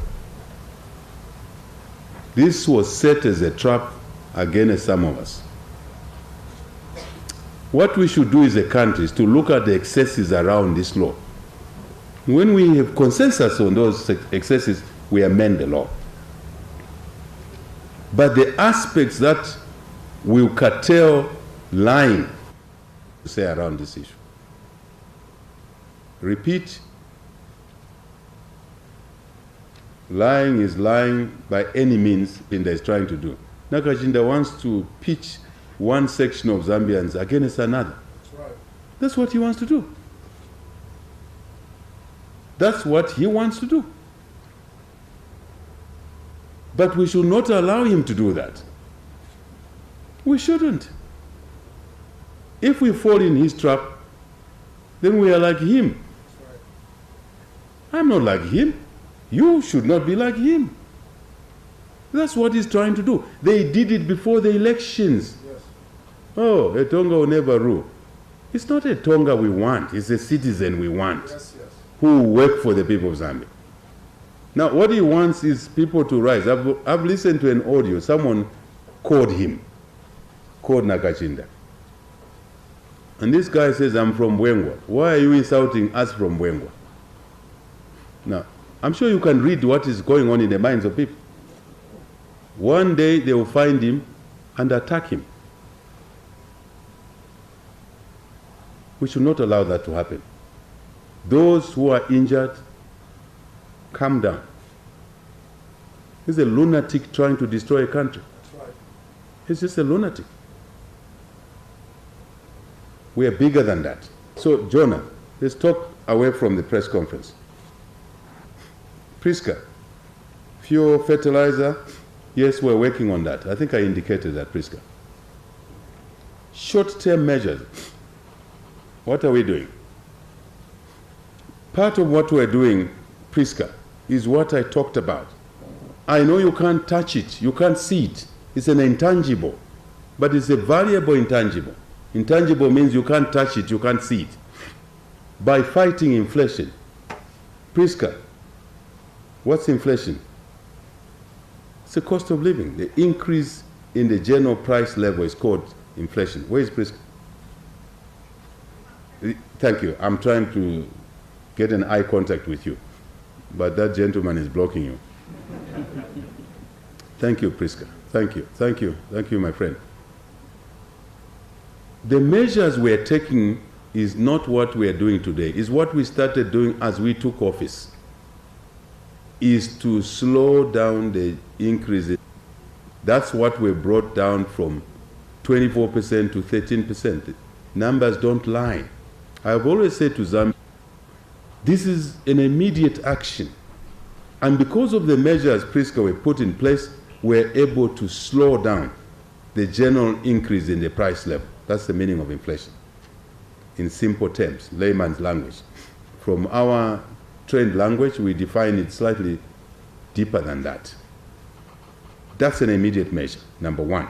Number two, my dear friend Priska, that is why we made a decision in our very first budget to offer free education, Priska, so that the pressure parents were having to pay for school children's fees can be alleviated from them. And the government then subsidizes education. That's the meaning of free education. It's a subsidy. I've heard another opposition leader saying, this UPND party does not believe in subsidies. Free education is a subsidy to the citizens, so that education, which is what we need most to develop a country, is available to students even when parents are stressed. I passed through my village school, and I don't know my media guys if they showed. I didn't even take a holiday because there were hundreds of people there. 05 in the morning they were arriving at the farm. What are those people? What do they want? They said, "Mwanangu Haikainde, ndabola bo for free education." I'll put it in English. If I speak Nyanja, nobody complains. I speak Bemba, no one complains. I speak Lozi, people complain. I speak Tonga, people complain. What's the problem? A skewed mind. It's a skewed mind, created through hatred, years of hatred. Yet we share bedrooms together. Just the language becomes a source of hatred. It's a gift from God. We're a Christian country. I am saying multitudes of people were coming, 05 in the morning, old women, grandmothers, and I asked the question, can I help? We've just come to greet you, our son, and to thank you for giving us free education. Now our grandchildren are in school. We don't have to sell our chickens. We don't have to sell our goats. We don't have to sell our cows. The dreaded cows in the minds of one Chilangwa. That's how I grew up myself, earned money from selling cows. I still do it. It's good business. I want to encourage the youth to go farming. We want to help you to raise cattle. It's a good thing, good business. You don't have to steal from anybody.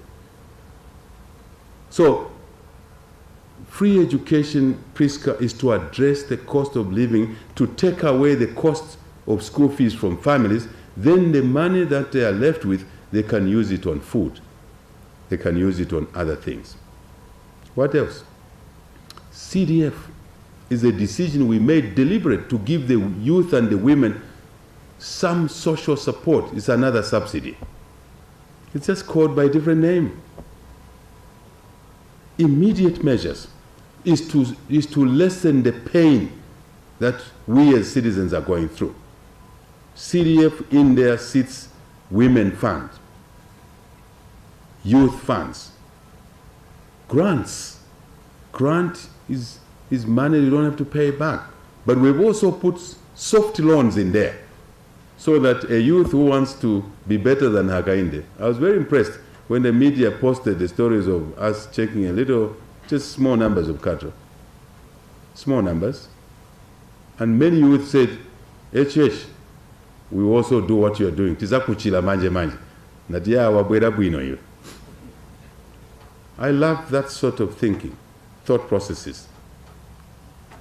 It's to allow a youth, anyone, to borrow on a soft loan, very small percentage. The Minister of Local Government gave the figures of percentage of loan interest so that they can buy 2 cows, 5 cows, and in 5 years, I'll tell you the numbers, they will have 50 cows in 5 years only. Them now to access a loan, they don't have to raise cattle. They can raise goats, they can raise chickens, they can buy a brick making machine under CDF. All schools, Priska, all clinics, contracts will go to local contractors. And all purchases of materials such as bricks will be bought from the constituencies or the districts in there. Very smart. I know people are not paying attention. Watch that space in 5 years' time. Watch that space. See how the rural communities and urban, peri-urban communities will develop. Just watch that space. I know you don't see it, it's too early, but after 2 or 3 years you see it. That's vision.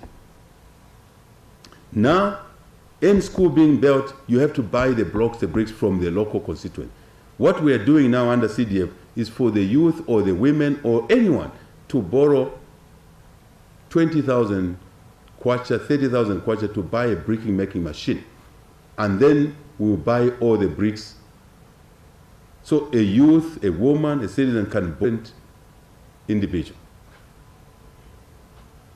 You can't see. You have to wait for it to germinate. You have to water. Don't do that. It's bad habits. Bad. Don't plant to produce pumpkin. Don't eat all the leaves. If you eat chihuahua, you will have no pumpkin, you will have no seed. You won't plant more pumpkins next season. That's a culture we want to change in this country. You like it or you don't like it. That's how you create wealth. You like it or you don't. You have no other way out. That's the only way. So we are putting that seed, that grant, so that the youth, the women can now mold bricks. We give them a loan. Then they will repay the loan back by buying the bricks from them through CDF regulations, guidelines. Epela, enditam kwa mana. Lastly, there are many other measures, Priska, by the way. I don't want to bore you. Oscar Chavula, is he here? Oscar is not here. Hot FM, there's nobody from Hot FM. Go and tell Oscar I'm being mischievous. I'm available for a 2-hour radio program on his radio, on your radio, Hot FM. I promised during the opposition, I promised 2 radio stations, Phoenix and Hot FM. I did it with Phoenix. I'm ready for Hot FM. So we can interact more with people across the country. I'm available, even tomorrow. Planet. Kunda, DPP, UPND cadres are calling for her removal. First, I commented on this issue at length earlier. No one has a legal right to offer immunity to anybody. not the DPP. She has no right. She has no legal right. Let's not skate the issue here. She hasn't got. Let's not abuse judicial processes here. She has no right. There's no one in State House who has any legal power to offer immunity to anyone. I said it. I'm reinforcing the point here. I don't like kidding around myself. I don't kid around. Sometimes study the leaders you've chosen. Go back and look at this fellow called HS. I don't play around myself. I may not make much noise, because in this country, noise is supposed to be equivalent to ability. No. Most noise tins are empty tins. No one can confer protection against corruption to anybody. Not a DPP. No. What should happen is that the law is clear here. If the DPP has transgressed her rights, the institutions, the framers of the institutions were very clever. You complain to the Judicial Complaints Commission. And I think people have done that already. If not, more will be doing that. That's a law. And then from there, it will take its own course. Remember, those UPND cadres are citizens. Eh? There are people already warning the UPND, don't touch the DPP. You haven't heard that? There are people saying that. So that talk is equalized by the UPND cadres if it's true. So there's talk negative, there's talk positive, but our duty is not to listen to those who are saying don't touch the DPP. No one is going to touch the DPP. Only the law will touch the DPP. The law you put in place. So we'll not listen to those people, whether it's civil society or it's anyone or it's a relative of the DPP. It does not matter what you feel. It does not matter what the UPND members feel. They're citizens of Zambia. They're freedom of speech. But what might be is to complain to the Judicial Complaints Commission. I'm sure many Zambians are going to do that. Because what we have seen in the last 30 days is unacceptable. It's not correct. The DPP has no power to arresting others. DEC has a right to arrest. So is ACC. So are the police. She has no power over the police. And the DPP cannot tell the DEC, don't arrest Miringo. The DEC can arrest Miringo if they feel. DPP has no right to say, don't arrest Miringo. Who is she? Where has she drawn her powers from? She doesn't have those powers. She wrote a letter to the Judicial Complaints Commission. That's not victimized. That's wrong. Another complaint. Ulande from Degas. Is there a question I missed, Anton? Is there a question I didn't answer? No, sir. Thank you. Ulande? Yeah. And the lady closest to me. Okay.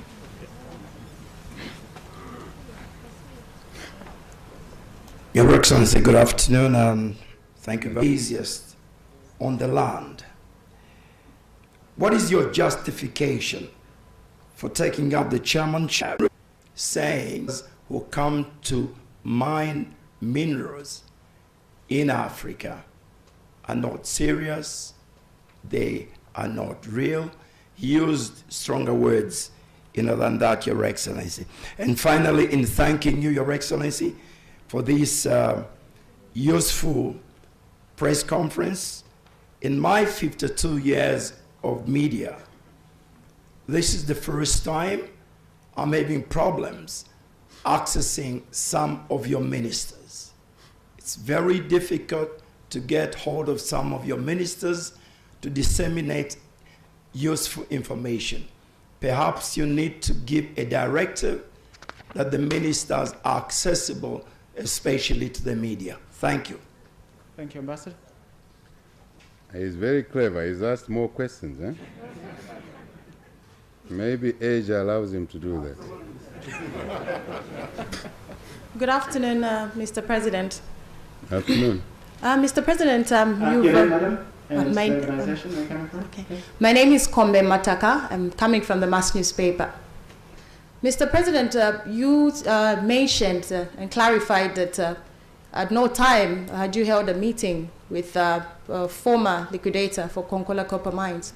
But some of the officials from your office have been mentioned. Have they instituted any investigations to check if at all that information is true or not? And if it is found that that information is true, is there going to be any action against these officials? Thank you. Randy? Yeah. Good afternoon, President. My name is Ulandenko Mesha from News Diggers. Yes, my question is basically on another public debate which is in the media. You have been on record, President, on asking those who store to surrender money and assets in order to benefit from your gesture of amnesty. But maybe people might ask, how fair can it be for people who store millions of public funds to be given an option to avoid prison after surrendering, while chicken thieves and those who are found... Give a lot more questions. That's a lot more questions. That's a lot more questions than one, but he's an experienced one in these things. But it's good you ask the questions. Number one, President is busy. Why IDC chair? I found it, Frank. I didn't create it. This is another issue, Frank. The people make issues out of no issues. You didn't question those who created those corporate arrangements. No one questioned the previous president why he was chairman of IDC. I never heard anyone questioning that. HH is a different animal. He comes in, he must be exorcised. Double dealings, prejudices. I know. Prejudices, not good for a country. I found that situation. You should ask me if I agree with it or not. I'll tell you in private my views. But I found it. In as much as I found the Cyber Security Act, which I objected against. You ask me my views, I'll tell you in private. Just as I found a constitutional provision for by-elections, Frank, you know my views. I don't agree with by-elections. They waste money. But when I say that is, oh, he's draconian. He wants to run away from by-elections, he will lose. The last 3 by-elections, Western, we won. Southern, we won. Northern, we won. The opposition votes put together in Northern, where we had never won that seat, they don't match the UPND votes. We beat them to pulp. So it's not fear of losing. It is the principle that we are wasting money on by-elections. We need money to create jobs. We need money to send our children to school, Oliver. That's my view. But others are saying, I want to hide behind my view of wastage because of my economic business background. But I'm afraid of losing. Losing to who? Numbers don't lie. So I guess those who want double standards must examine themselves as well. I have an opinion, Frank, about that. The president is busy. But you and I will talk off the line. I found a lot of things I don't agree with. But as a person who respects the law, until the law is changed, I have to do what? Some things I don't like. Like by-elections, like, you know, having to appeal to remove an officer who is working against the people of Zambia, having to wait until someone else decides. Yet you are asked to correct wrong things. We were elected on a ticket of change. We try and change things. The law says, no, you can't do that. And someone sees a window of opportunity and abuses their position to stand in the way of the fight against corruption. I fold my arms, yet I disagree. It's discipline, Frank. It's called discipline. It's called respecting the laws until the laws are changed. I said about to talk about IDC is only an instrument you've chosen to increase our interest in strategic minerals, minerals of the future, precious, semi-precious. Emerald, you have talked, isn't it? Gold. If there's diamond, it's being said there could be diamond in this country. I go beyond, Frank, in agreeing with you, my dear brother. I want citizens to benefit from copper, to benefit from cobalt, to benefit from manganese, nickel. That's the battle we're having now. That's why we've shut that cadastre, because people were stealing licenses and giving to friends, and in a manner that will not benefit citizens, including giving to foreigners. Who was doing that? The previous government. Kabuswe shuts that thing, Minister Kabuswe, and what is on social media? Kabuswe is corrupt. Poor fellow, he's implementing a cabinet decision, and he's singled out that is corrupt, and the president must fire Kabuswe. No, I'm not firing Kabuswe. No, because I've asked Kabuswe to shut that thing, Frank, to deal with what you've just said now. So you like me in IDC, isn't it? So we can increase the benefit. Frank, the Vice President, we in Zambia must do what Botswana has done with its diamonds. Vice President, our timber, that's why we're grappling with Mukula now. Our water, as a student at University, Frank, undergraduate, UNZA, we used to laugh at Swanas, that they were uncivilized. I'm sorry to say that to the Swanas. I'm saying so in good faith. But the Swanas were cleverer than they've used their diamond to benefit the Swana lives, to improve lives. That's our intent. Frank, we are together. 100%. But we have to be smart. We don't want to withdraw existing license. But the new licenses, we want to use the resources and partner with others with two assets. One, capital. Two, technology. But also the state, in my view. We're still debating on cabinet. Some don't agree, but I am of your view. Will you support me, Frank?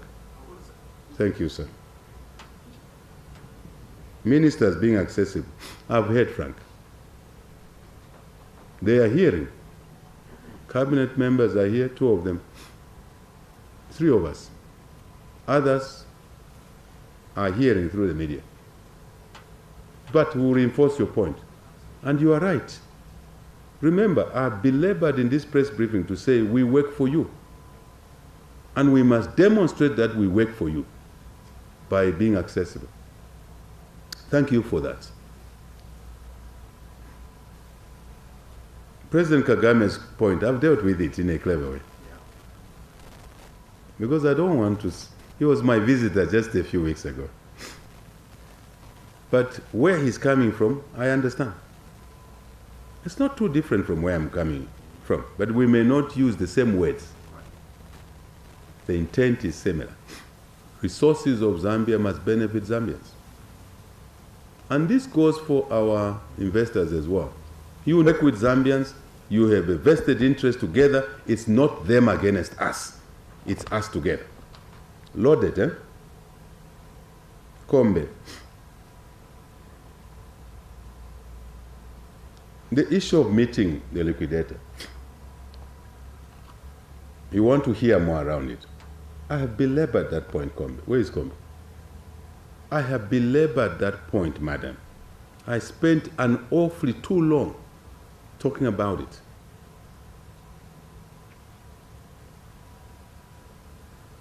Milingo was standing in the way of the solution to KCM. That's Chisenga's question. We never agreed with Milingo's appointment in opposition. We never agreed with what he was doing there when we formed government. It's not a secret. It's in public domain. You must have written a story of me talking about that when I was in opposition. We want to unlock that asset. The question, which was parroted around, that's the word I was looking for, parroted around was in any engagement, immunity was granted to Milingo. That's a material issue. If I meet you,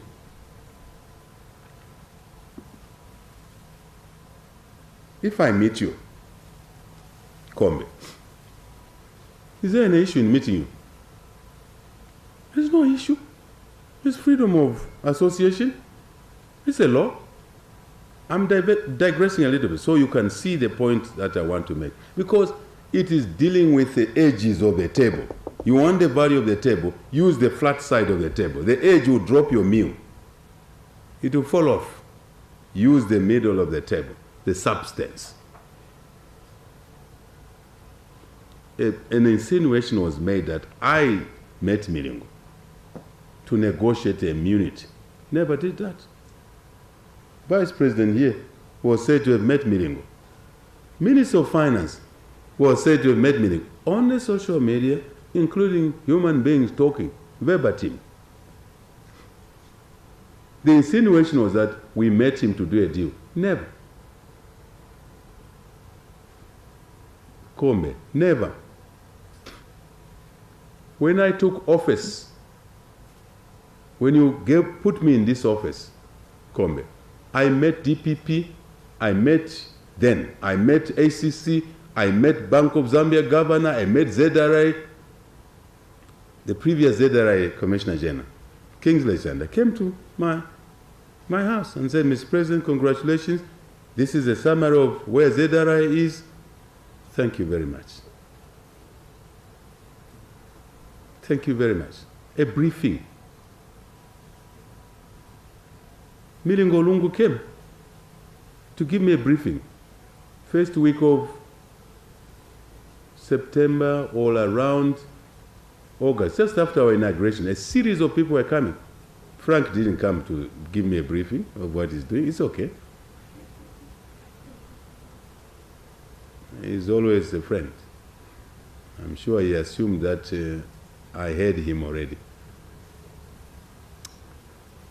But the issue is that, Kombe, that I instructed my aides. One day she will speak for herself. But I think she didn't. She never told me. She's supposed to have briefed me because he has a duty to brief the president. He didn't. I see him as a liquidator in August 2021. Kombe, August 2021. Minister of Finance was present. The principal private secretary was present. No more briefing, because that's how what you have been doing there. Render a report. We parted company like many others. But the subject is that in the last 30 days, in the last 60 days, in the last,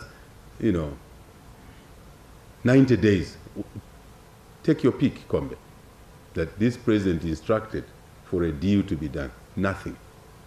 So your question is that, what am I going to do to the assistant? I've asked the assistants. I asked them. Again, that's my style. You guys, is there any one of you offered Milingo immunity? He says, no. What am I supposed to do, Kombe? Tell me, my sister. What am I supposed to do? Give me guidance. As I did on the Minister of Foreign Affairs, I said, Minister, what happened at Sinoma? What were you doing there?